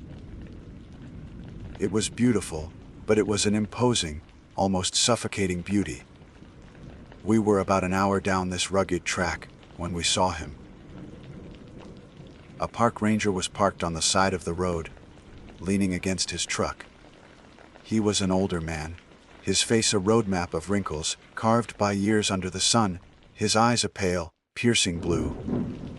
He held up a hand, and Ben dutifully brought the vehicle to a stop. "Afternoon, folks," the ranger said, his voice a low, gravelly rumble. He tipped his hat. "Bit far off the beaten path, aren't you?" Liam, ever the spokesman, leaned out the window with a confident grin. "Just looking for some real peace and quiet, officer. Getting away from it all." The ranger's eyes scanned over us, lingering for a moment on the coolers and cases of beer packed in the back. He didn't smile. "This isn't the place to get away from it all. If you don't know what you're doing, there are no services out here. No cell signal. You get into trouble, you're on your own for a long time." He paused, his gaze drifting towards the dense woods. "And this land, it's old. It deserves respect. The Yavapai and the Apache have stories about these woods. Stories you should listen to. We'll be fine," Lime said dismissively, his tone bordering on arrogant. "We've got everything we need." The ranger's jaw tightened almost imperceptibly. "Stick to the main roads. Don't build fires outside of designated pits. And if you hear anything strange at night, just stay in your tents. Some things in this forest are best left undisturbed." He gave us one last, long look, a look that felt heavy with unspoken warnings, then nodded curtly and got back in his truck. As we drove away, I saw him in the rearview mirror, standing there, watching us until we disappeared around a bend. His words hung in the air, a stark contrast to our festive mood. We found Liam's perfect spot another 30 minutes later. It was a small, secluded clearing overlooking a deep, wooded canyon. It was undeniably spectacular. The view was breathtaking, and the sense of isolation was absolute. As we began to unpack, however, I felt a strange shift in the atmosphere. The normal sounds of the forest, the chirping of birds, the buzzing of insects, seemed to fade away, replaced by a profound and unnerving silence. It felt as though the entire forest was holding its breath, watching us. I mentioned it to Maya, who shrugged it off as our ears, adjusting to the quiet after the noise of the city. but I couldn't shake the feeling of being watched by unseen eyes. Our first night was a blur of youthful ignorance. Liam insisted on building a massive bonfire, a roaring inferno that spat embers high into the night sky, a blatant disregard for the ranger's warning. We blasted music from a portable speaker, the synthetic beats an ugly intrusion into the sacred quiet of the wilderness. We laughed too loudly and left our food, rather scattered around the site. We were invaders, loud, obnoxious, and utterly disrespectful. As the night wore on and the beer flowed, I tried to ignore the gnawing unease in the pit of my stomach. Every snap of a twig in the darkness beyond our firelight made me jump. The woods that had seemed beautiful by day now felt menacing, a wall of impenetrable blackness that seemed to press in on our small circle of light. By the time we finally stumbled into our tents around 1 a.m., the party had died down, leaving behind a trashed campsite and the lingering smell of stale beer. As I zipped up the tent, I took one last look at the forest. The moon was high, casting long, skeletal shadows through the trees. The silence had returned, deeper and more absolute than before. It wasn't peaceful, it was predatory. I fell into a restless sleep, my dreams filled with images of dark woods and watchful eyes. I was jolted awake sometime later. The music was off. The fire was nothing but dying embers, and the world was utterly black. I glanced at my watch. It was 3:03 a.m. What woke me was a sound. It was a high, pitched, chittering noise, almost like a swarm of cicadas, but it was wrong. Beneath the insect, like clicking, was a guttural, throaty undertone, a wet, rasping quality that made the hair on my arms stand on end. It wasn't one sound from one direction. It seemed to be coming from all around us, a chorus of alien chatter echoing from the canyon and the trees. I whispered to Maya, my voice trembling. "Maya, do you hear that?" She mumbled something in her sleep and rolled over. I was alone with the sound. I squeezed my eyes shut, trying to convince myself it was just a coyote or a fox, some nocturnal animal I wasn't familiar with.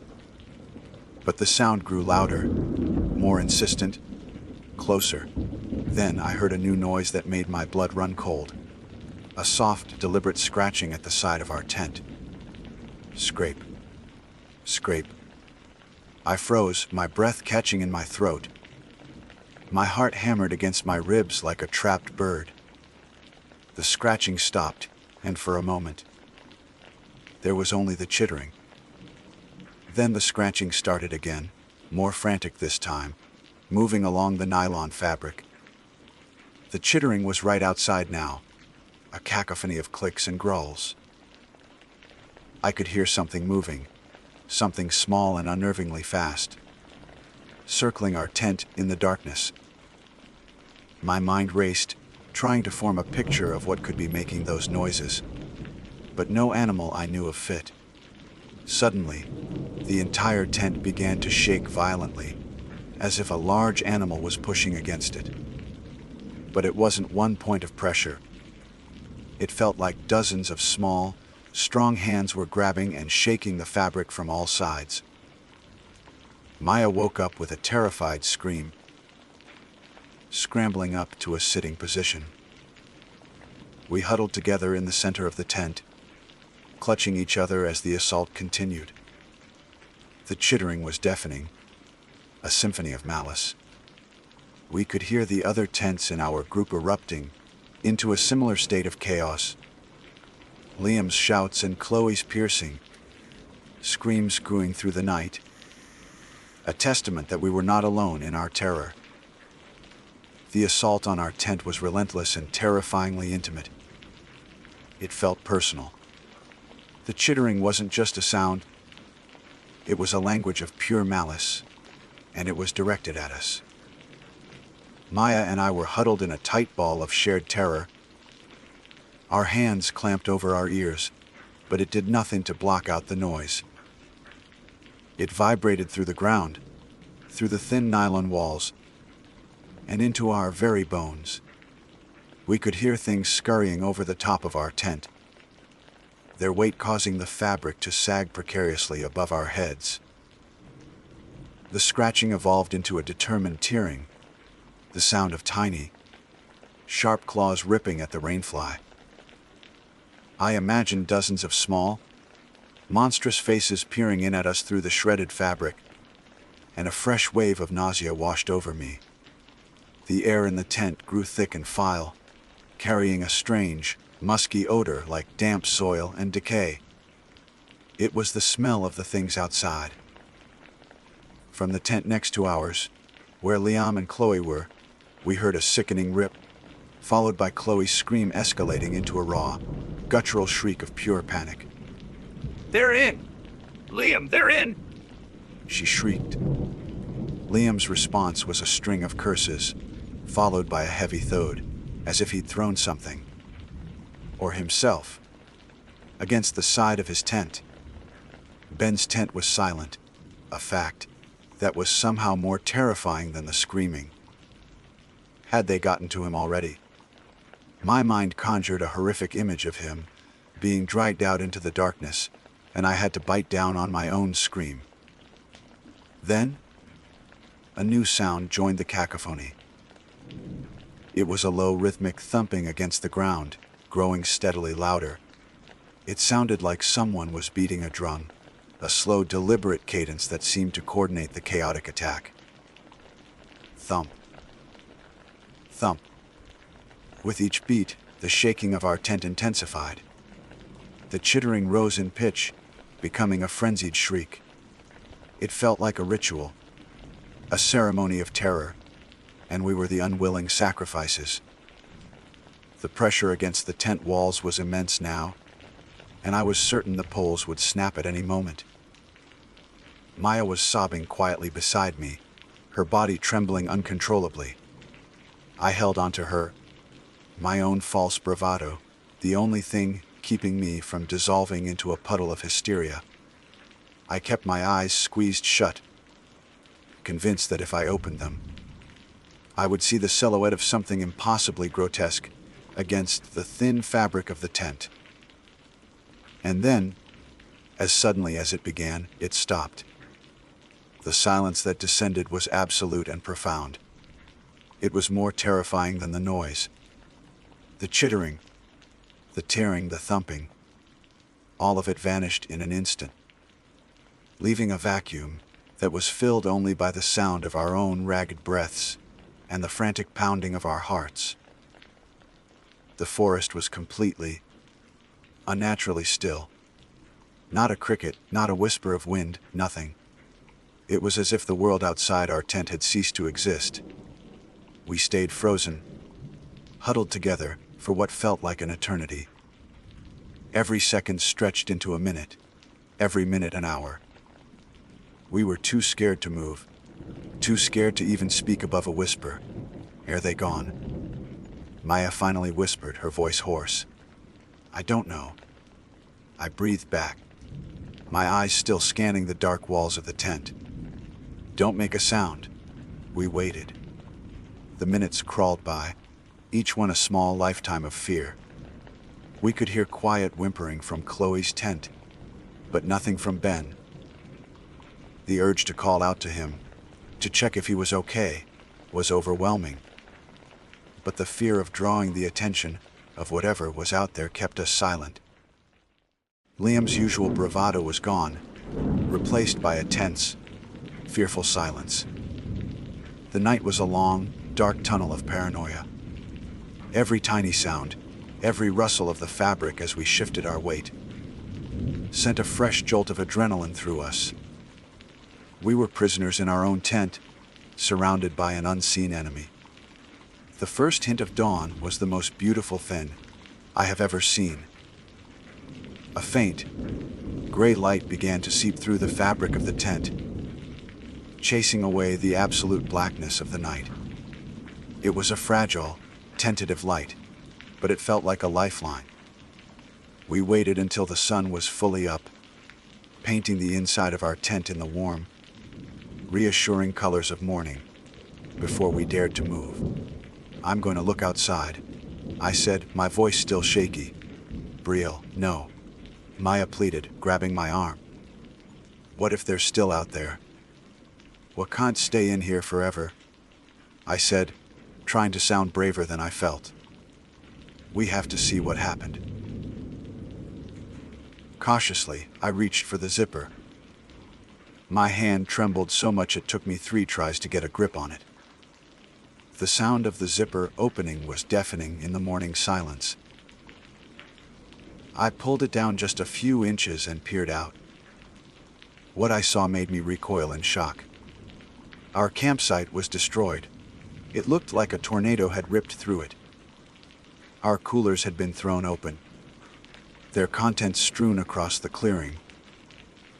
Food packages were torn to shreds, clothes were scattered in the dirt, and our camp chairs were overturned and broken. But it was the tracks that made my stomach clench.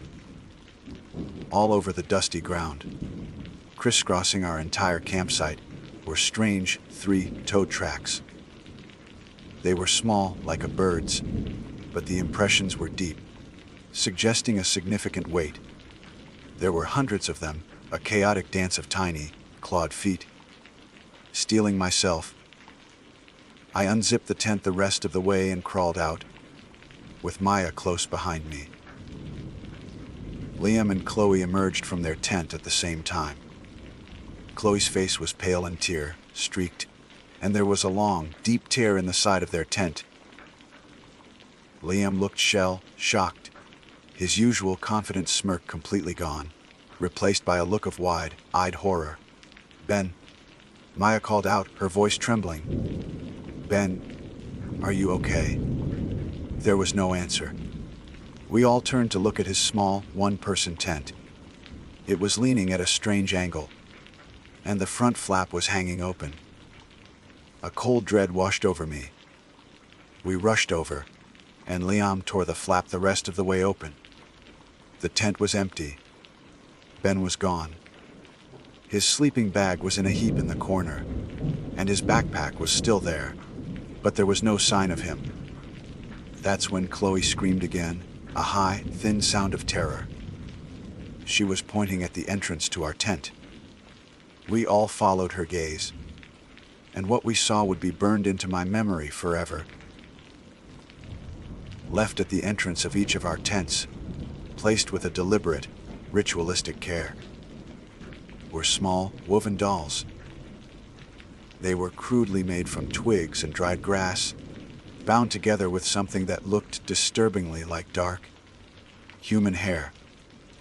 They were small, no bigger than my hand, but they radiated an ancient malevolence. And in the center of each doll, piercing through the woven chest, was a sharp, jagged piece of black obsidian. It was a message, a warning, a curse. The sight of those dolls shattered the last of our composure. The bravado, the recklessness, the party atmosphere, it all evaporated, replaced by a primal, gut-wrenching fear. This wasn't a random animal attack. This was something else. Something intelligent, something ancient, and something that hated us. "We have to go," I said, my voice barely a whisper. Now. No one argued. The spell was broken. We were no longer adventurous college kids. We were trespassers who had been brutally warned. We began to pack with a frantic, desperate energy, throwing our belongings into our bags without any care for organization. We left the tents, the coolers, the food. We took only what was essential. As we worked, the silence of the forest pressed in on us again, but this time, it felt different. It felt like we were being watched, judged. I kept glancing at the dark tree line, half expecting to see a pair of glowing eyes staring back at me. A faint, high-pitched chittering sound drifted on the morning breeze, a chilling reminder that the night's horrors were not just a bad dream. They were still here, in the woods waiting. We didn't talk about Ben. We couldn't. To speak his name would be to acknowledge the tearing possibility that he was gone for good. Another victim of the forest's ancient guardians. All we could think about was escape. The drive out was a blur of panicked silence. We threw our bags into the back of the SUV. With a carelessness that bordered on violent, our only instinct to flee. No one dared to touch the small, malevolent dolls left at our tents. We left them standing as grim sentinels over the wreckage of our weekend. The silence of the forest was no longer just an absence of sound. It was a living entity, heavy and suffocating. I felt 1,000 unseen eyes on my back as I scrambled into the vehicle, my heart hammering against my ribs. I didn't look back at the clearing. I couldn't bear to. The image of Ben's empty tent, the flap fluttering like a final, sad wave, was already seared into my mind. Liam drove, his knuckles white on the steering wheel, his face a mask of grim determination. The arrogant, cocksure leader was gone, replaced by a haunted young man who had looked into the abyss and seen it look back. Chloe sat in the passenger seat, curled into a ball. Her quiet sobs the only sound in the car. Maya and I were pressed together in the back, drawing a fragile comfort from each other's presence. The rugged two-track path that had seemed like an adventure on the way in was now a treacherous gauntlet. Every bump and lurch of the vehicle felt like the forest itself was trying to hold us back, to keep us from escaping its grasp. I kept my eyes fixed on the rearview mirror, half expecting to see a horde of small, chittering figures swarming out of the trees behind us. The high-pitched insect-like sound echoed in my memory, a phantom limb of terror that I knew would never truly fade. It felt like an eternity before we reached the graded dirt road, and another before we saw his truck. The park ranger was there, parked in the exact same spot as before, as if he had been waiting for us. He stepped out of his vehicle as we approached, and Liam slammed on the brakes, the SUV skidding to a halt in a cloud of dust. The ranger walked towards us, his face unreadable, his pale blue eyes taking in our disheveled appearance, Chloe's tear-streaked face, and the raw fear that radiated from all of us. "You look like you've seen a ghost," he said, his voice low and steady. It wasn't a question. Liam stumbled out of the car, his voice cracking. "They took him. They took our friend. Benny's gone." The ranger listened without interruption as Liam, in a frantic, disjointed torrent of words, recounted the night's events. The chittering sounds, the shaking tents, the destruction of their camp, the missing friend. He talked about the tracks, the smell, the feeling of being surrounded. He didn't mention the dolls. I don't know if he forgot, or if some part of him knew how insane it would sound. When Liam finally fell silent, panting for breath, the ranger's expression hadn't changed. There was no surprise, no disbelief. There was only a deep, wary sadness. He looked past us, his gaze fixed on the dark woods from which we had just fled. "I told you," he said softly. "This land is old. There are things here that were old when the mountains were young. You don't come into someone's home, make a mess, and expect them to welcome you." "What are you talking about?" Chloe whispered from the car. "What was it?" The ranger shook his head slowly. "They don't have a name we would understand.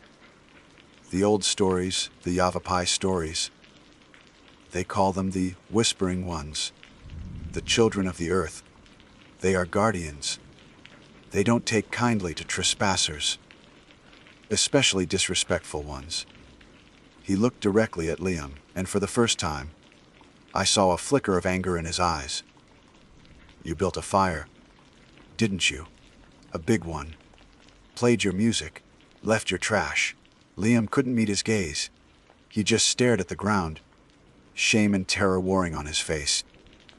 We have to go back for him, I said, finding my voice. We have to call the police. Get a search party? I'll call it in, the ranger said, his voice heavy with resignation.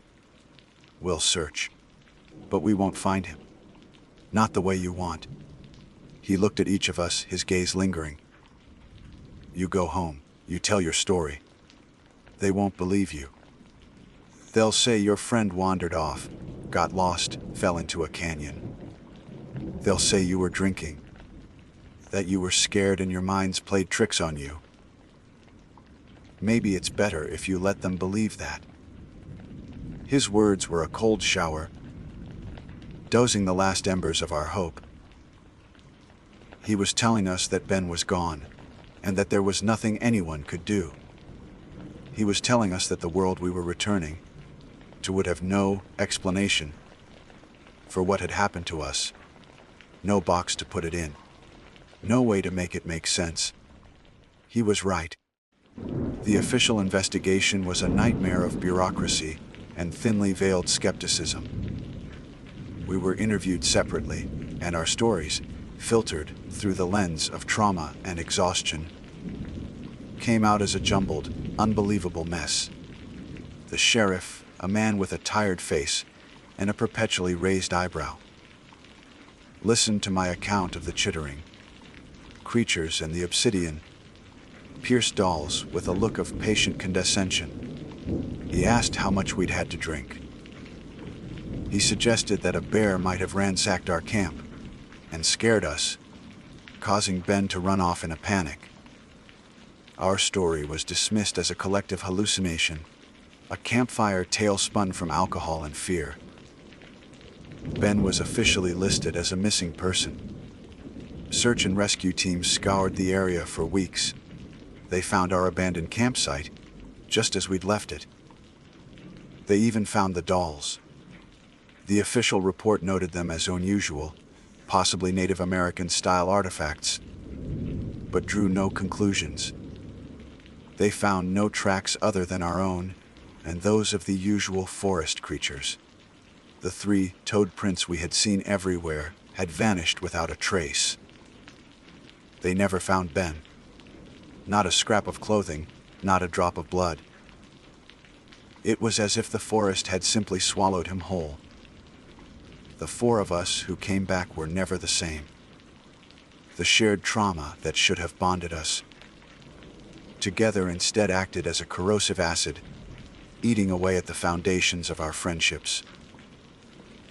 We couldn't look at each other without seeing Ben's face, without feeling the crushing weight of our shared guilt. Liam bore the heaviest burden. His arrogance had led us there. His disrespect had provoked the attack.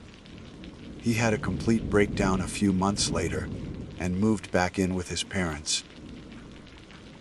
Chloe left him and transferred to a different university, trying to outrun the memories. I haven't spoken to either of them since. Maya and I tried to hold on, but it was impossible. Our conversations were stilted and awkward, always circling the black hole of that weekend. The easy comfort of our lifelong friendship was gone, replaced by a shared, unspoken horror.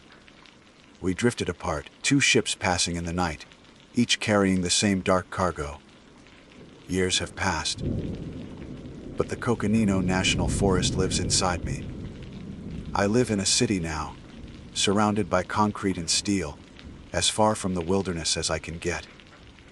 I can't stand the sound of crickets or the rustling of leaves in the wind. I sleep with a light on.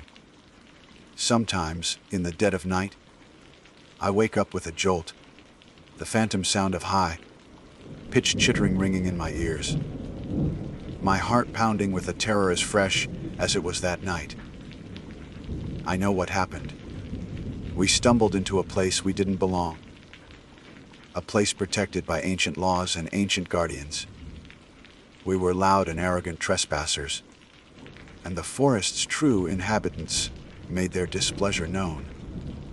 They gave us a warning.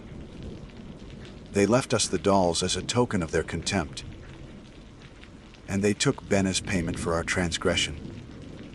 I will live with that knowledge, and the silence that followed, for the rest of my life. My name is Kalen Thorne, but most people just call me Cal. For the last 12 years, I've had the privilege of wearing the uniform of a National Forest Ranger. It's more than a job to me. It's a calling, a deep-seated connection to the wild places that most of modern society has forgotten. My jurisdiction, my home, is the sprawling, ancient expanse of the Allegheny National Forest in northwestern Pennsylvania. I didn't just happen upon this career, I was born into it. My father was a ranger in this very forest, and his father before him. The scent of pine needles and damp earth is in my blood, and the rustle of leaves in the wind is a language I've understood since childhood. I know its trails like the lines on my hand, its hidden streams, its sun-dappled clearings, and its deep, dark hollows where the sun rarely touches the ground.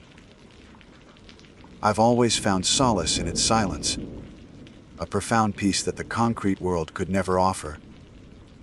That's why I decided to take a solo camping trip for a few days. It wasn't an adventure into the unknown for me.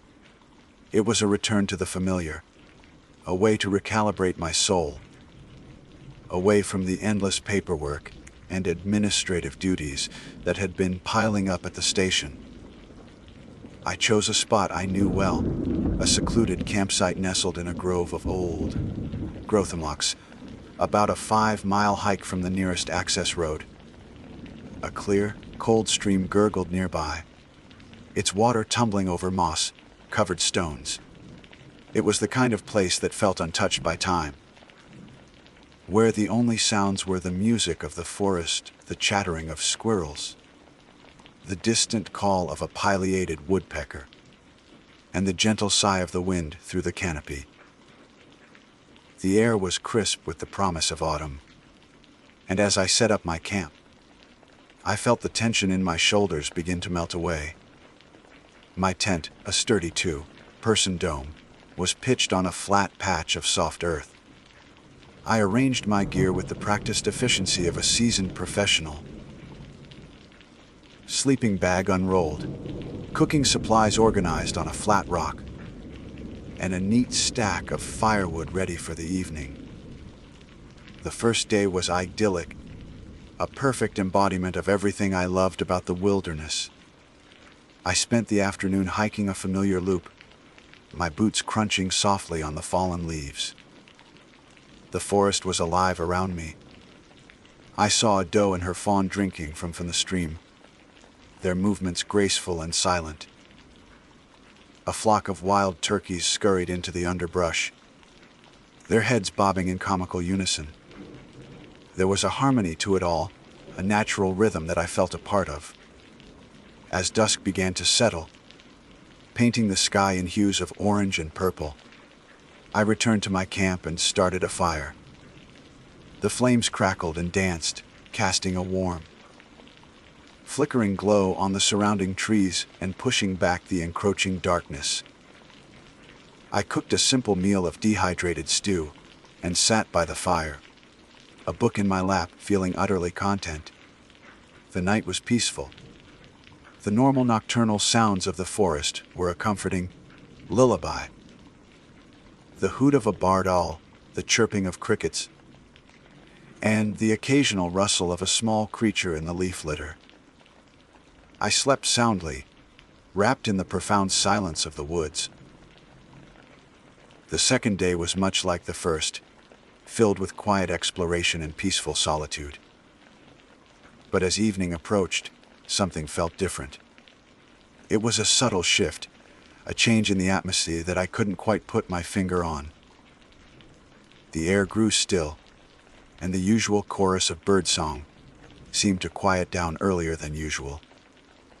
A strange, heavy silence descended upon the woods, a silence that felt less like peace and more like anticipation. I was sitting by my campfire again, the flames a solitary beacon in a sea of darkness. The book lay forgotten beside me as I stared into the embers, my mind drifting. That's when I heard it.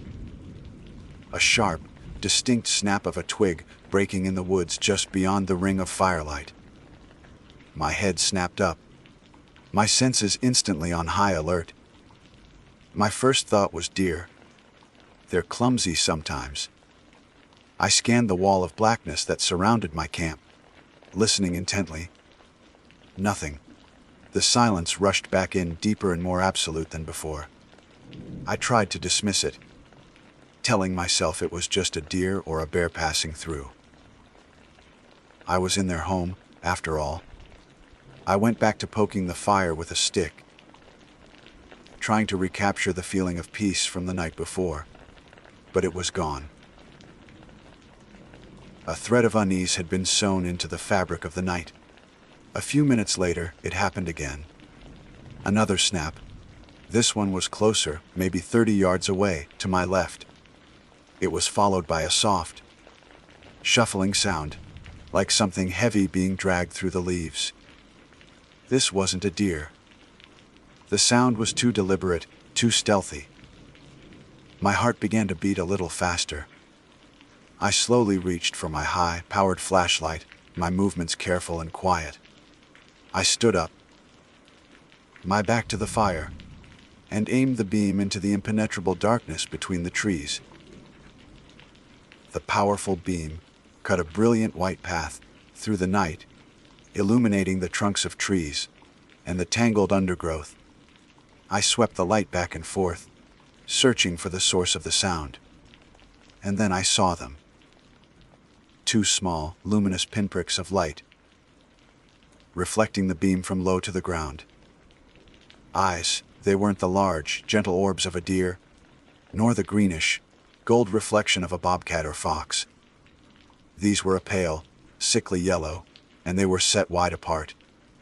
They stared back at me, unblinking, from the deep shadows behind a thicket of rhododendron. They didn't seem curious or frightened, like a normal animal's would. They seemed intelligent, watchful. I held the light steady, my breath caught in my chest. "Go on, get out of here," I said, my voice sounding louder than I intended in the oppressive quiet. The eyes didn't move. They just continued to stare, their yellow glow unwavering.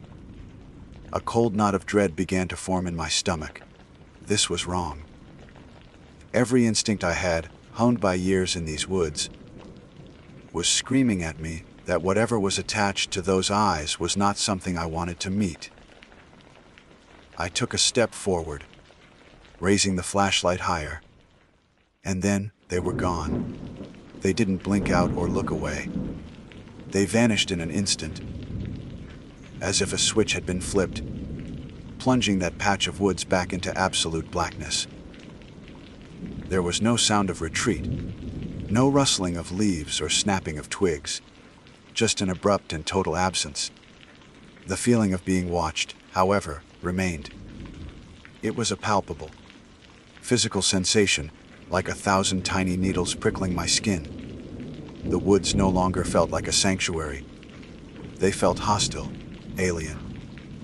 The familiar trees now seemed to twist into menacing shapes in the periphery of my vision. The silence was no longer peaceful. It was the suffocating silence of a predator holding its breath. I quickly doused the campfire, kicking dirt over the embers until not a single spark remained.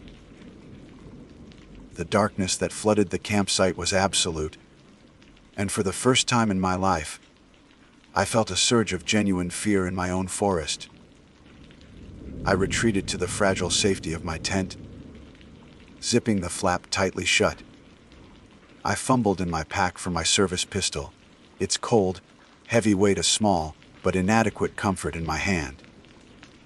I lay there in the dark, my ears straining to catch any sound over the frantic pounding of my own heart. For what felt like an eternity, there was nothing but that heavy, watchful silence. I was just beginning to think that maybe, just maybe, it had moved on, when I heard a new sound. It was a soft, wet, scratching sound, right on the side of my tent, just inches from my head. It wasn't the frantic scrabbling of a raccoon. It was slow, deliberate, and methodical. Scrape, scrape, scrape, like a long fingernail being dragged slowly down the nylon fabric. My blood ran cold. I lay paralyzed, every muscle in my body locked in terror. The scratching was followed by a low, wheezing sound. The sound of labored, rattling breaths, as if the creature had run a great distance or was afflicted with some terrible disease.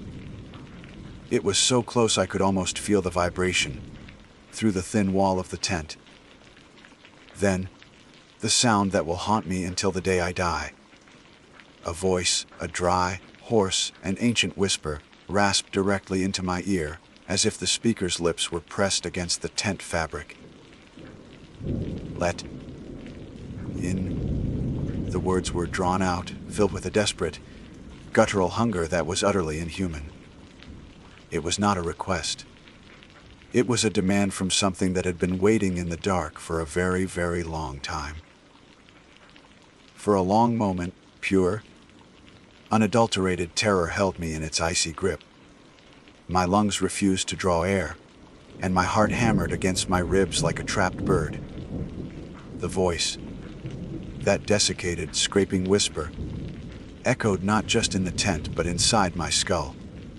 It was a sound of ancient malice, of a hunger so profound it defied all natural law. Every instinct, from the primal fear of a prey animal to the rational mind of a trained ranger, screamed that I was in mortal danger. The fragile nylon wall of the tent felt as useless as a spider's web against a hurricane. A surge of adrenaline, raw and potent, finally broke the paralysis. It wasn't a conscious decision. It was a reflex born of sheer panic. With a guttural yell that tore from my throat, I kicked out violently at the side of the tent where the voice had been. My boot connected with something solid yet yielding. It wasn't like kicking a tree or a rock. There was a sickening, soft give to it, followed by a high-pitched, wet hissing sound that was part pain and part fury. It was a sound no animal I had ever encountered could make. I heard a frantic scrabbling, a chaotic retreat into the undergrowth, and then an unnerving silence fell once more. But this was not the watchful silence from before. This was a wounded silence, a resentful one. I knew, with a certainty that chilled me to the bone, that it hadn't gone far. It was out there, in the oppressive darkness, and now it was angry. I didn't sleep. Sleep was an impossible luxury. I remained in my sleeping bag, the service pistol clutched in my trembling hands, my body rigid with tension. I was a statue carved from fear. For hours I listened. The forest, my lifelong sanctuary, had transformed into a theater of horrors. Every familiar sound was now a potential threat. The gentle rustle of leaves could be its stealthy approach. The hoot of an owl sounded like a mocking laugh. The wind whispering through the hemlocks seemed to carry its name, a name I didn't know and never wanted to learn.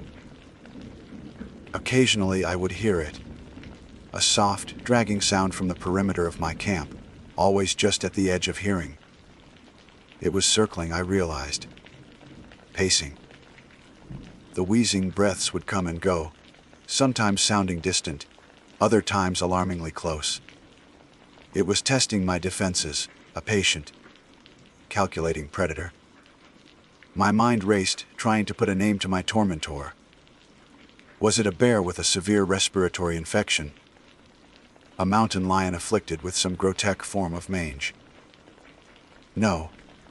The voice, the intelligent eyes, the deliberate way it moved, none of it fit. My mind dredged up old stories, fragments of folklore my grandfather used to tell around the fire, tales meant to scare the children. Stories of the Wendigo, of ancient spirits that roamed these deep woods. Things that were once human but had been twisted by hunger and darkness into something else entirely. I had always dismissed them as campfire tales. Now, huddled in my tent with a monster just outside, they felt terrifyingly real. The night stretched into an eternity. Each minute was a small victory, each hour a monumental triumph of survival. I kept my flashlight off, not wanting to give it a target or reveal that I was awake and aware. I controlled my breathing, making it as shallow and quiet as possible, straining to hear its movements over the frantic thumping in my chest. The darkness in the tent was absolute, a suffocating blanket that left me alone with my thoughts, and the ever-present sound of that labored, wheezing breath just beyond the fabric. Finally, after what felt like a lifetime of terror, the first hint of dawn began to pierce the darkness. A faint, gray light filtered through the canopy, slowly pushing back the shadows. It was the most beautiful sunrise I had ever witnessed. As the light grew stronger, the sounds from outside my tent ceased. The circling stopped. The wheezing faded. The malevolent presence that had suffocated the forest all night seemed to recede with the darkness. I waited until the sun was fully above the horizon, casting long shadows through the trees, before I dared to move. My muscles screamed in protest, stiff and sore from hours of immobility. With my pistol still raised, I slowly, painstakingly, unzipped the tent flap. The morning air was cold and clean, a stark contrast to the stale, fear-laden atmosphere inside. I crawled out, my eyes scanning the campsite, expecting to see something. Anything. At first, everything looked normal. The doused campfire, my gear, the surrounding trees. It was almost as if I had imagined the whole thing, a vivid nightmare brought on by solitude. But then I saw it. There, in the soft, damp earth right next to where my head had been, was the proof. A single, perfectly formed handprint. My breath hitched. It was not human. It was far too large for one thing, nearly twice the size of my own hand. The fingers were impossibly long and slender, like the legs of a spider, and they were arranged in an unnatural splay. But the most horrifying detail was the tips. Each finger ended not in a nail, but in a deep, sharp impression in the dirt, a clear indication of a pointed, vicious claw. The palm was wide and oddly shaped, and the entire print seemed to radiate a sense of wrongness. It was the hand of a creature that had no right to exist. A few feet away, I saw another set of tracks, but they were not footprints. They were drag marks, accompanied by more of those grotesque handprints, confirming my suspicion that it had been circling my tent, crawling low to the ground. That was it. My training, my protocol, my duty as a ranger. It all evaporated in a wave of pure, primal instinct. I didn't think about documenting the scene or collecting evidence. My only thought was escape. Survival. I have never packed a campsite faster in my life. I moved with a frantic, desperate energy, throwing my gear into my pack with no regard for order or care. My sleeping bag was stuffed in. The tent was haphazardly torn down and shoved into its sack. Every few seconds, I would stop, my head snapping around, convinced I could hear that wheezing breath or see a flicker of movement in the trees. The forest was silent, but it was a heavy, watching silence. I felt like a mouse scurrying under the gaze of a hawk. With my pack slung over my shoulders, I began the 5-mile hike back to my car. It was the longest 5 miles of my life. Every step was an exercise in terror. I didn't stick to the trail. I crashed through the underbrush, taking the most direct route possible, my heart pounding with every snapped twig and rustle of leaves. The woods that had been my home now felt like an alien landscape, a labyrinth designed by a malevolent intelligence. The trees seemed to lean in, their branches like grasping arms. Shadows seemed to twist and coalesce into monstrous shapes in my peripheral vision. I felt its eyes on my back the entire way, a cold, persistent pressure that urged me to move faster. I didn't dare look back. I just kept moving, my pistol in my hand, my finger on the trigger, expecting an attack at any moment. When I finally burst out of the tree line and saw my truck parked at the trailhead, a sob of relief escaped my lips. It was a beacon of civilization, a metal shield against the ancient horrors of the woods. I fumbled with my keys, my hands shaking so badly it took 3 attempts to get the key in the lock. I threw my pack in the passenger seat, scrambled into the driver's side, and slammed the door, locking it immediately. For a moment, I just sat there, my forehead pressed against the steering wheel, gasping for breath. My body trembled uncontrollably. I had made it. I was safe. Before starting the engine, I forced myself to do one last thing. I lifted my head and looked in the rearview mirror, back towards the dark edge of the forest I had just fled, and my heart stopped. For just a second, standing in the deep shadows between 2 massive oak trees, I saw a figure. It was tall and unnaturally thin, its limbs long and gangly. It was too far away to make out any details, but I didn't need to. I knew what it was. As I watched, a pale, oversized hand lifted slowly and pressed against the trunk of the tree. Then, it melted back into the shadows and was gone. I didn't wait to see if it would reappear. I jammed the key in the ignition, and the engine roared to life, shattering the unholy silence. I never went camping alone again.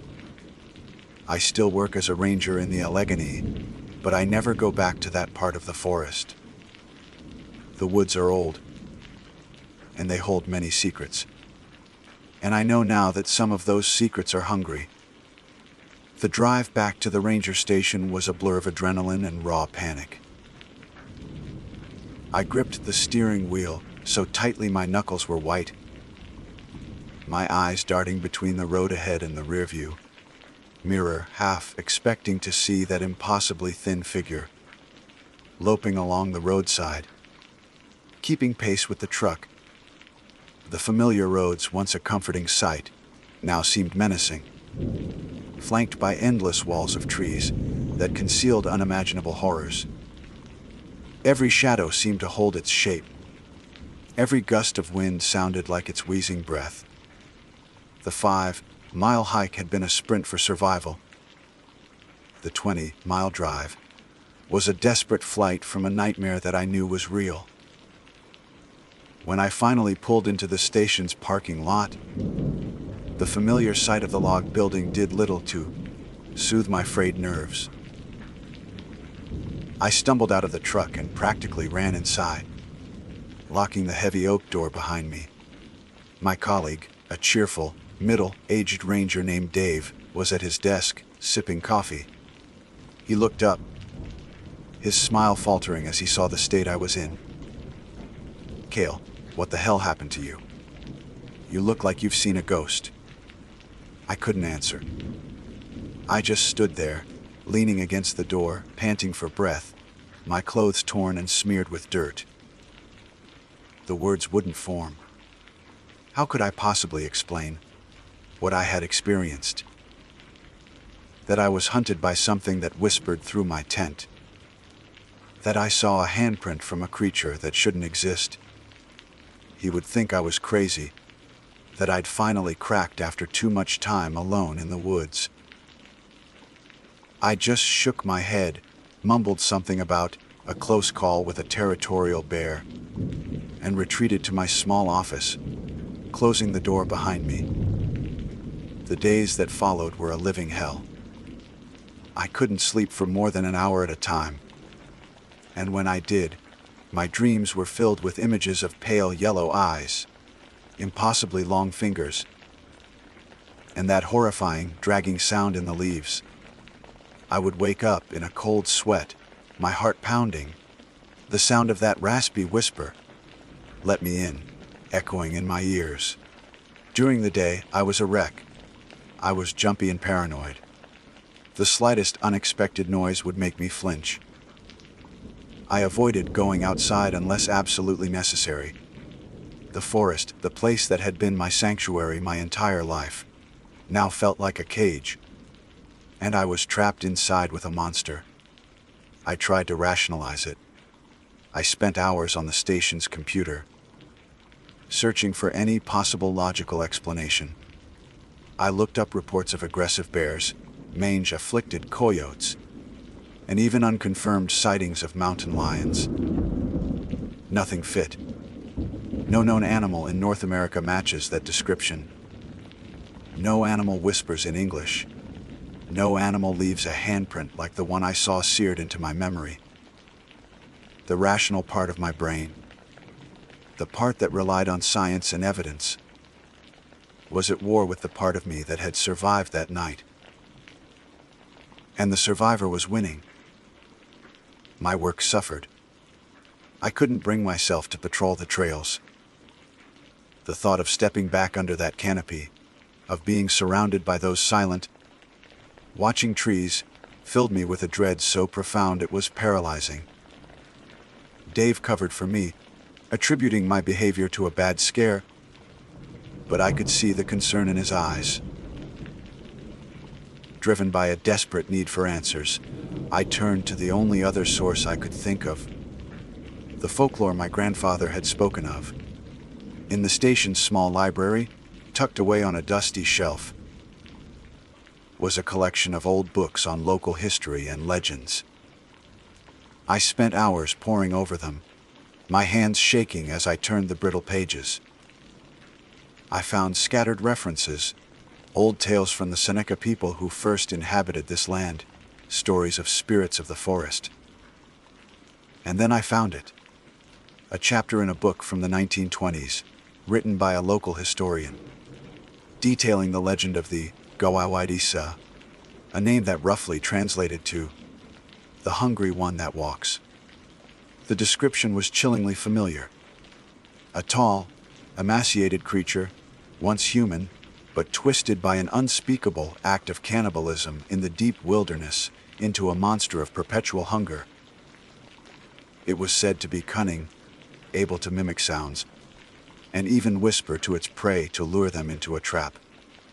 It moved with unnatural speed and silence, and its touch was said to bring a wasting sickness. The book described it as a creature of the deep, old woods, a secret that the forest itself tried to keep. This discovery didn't bring comfort. It brought a new, colder wave of fear. This wasn't a random monster. It was a named thing, a known thing, and it lived in my forest. This new knowledge sparked a morbid curiosity, a need to know more. I started digging into the station's archives, pulling the files on every missing person case within the Allegheny National Forest for the last 70 years. It was a grim task. The files were filled with faded photographs of smiling hikers, hunters, and campers who had walked into the woods and never walked out. Officially, their fates were listed as lost, succumbed to the elements, or animal attack. But as I read through the reports, a pattern began to emerge. A disproportionate number of the disappearances occurred in the same northern quadrant of the forest, the same area where I had made my camp. The details were often sparse, but sometimes a search party members testimony would include an odd detail that had been dismissed by the lead investigators. A report from 1978 mentioned a searcher who swore he heard someone whispering his name on the wind. A case from 1992 involved a single, distorted footprint found near a missing hunter's abandoned truck. A print the investigator noted was neither man nor bear. In a file from just a decade ago, a lost hiker who was eventually found alive, albeit incoherent and suffering from severe exposure, spoke of being stalked by a tall, skinny man who wasn't a man who wheezed as he breathed. I felt a cold dread wash over me as I connected the dots. These weren't separate tragedies. They were a string of kills, a predator's hunting history, meticulously documented in bureaucratic paperwork. The creature I had encountered wasn't just a monster, it was a serial killer that had been using these woods as its hunting ground for generations. And the forest had been keeping its secret. I now understood the truth. I hadn't escaped because I was clever or strong. I had survived because it had allowed me to. Perhaps my kicking out had injured it. Or perhaps it was simply toying with me. Or maybe, in its own twisted way, it was passing on a message.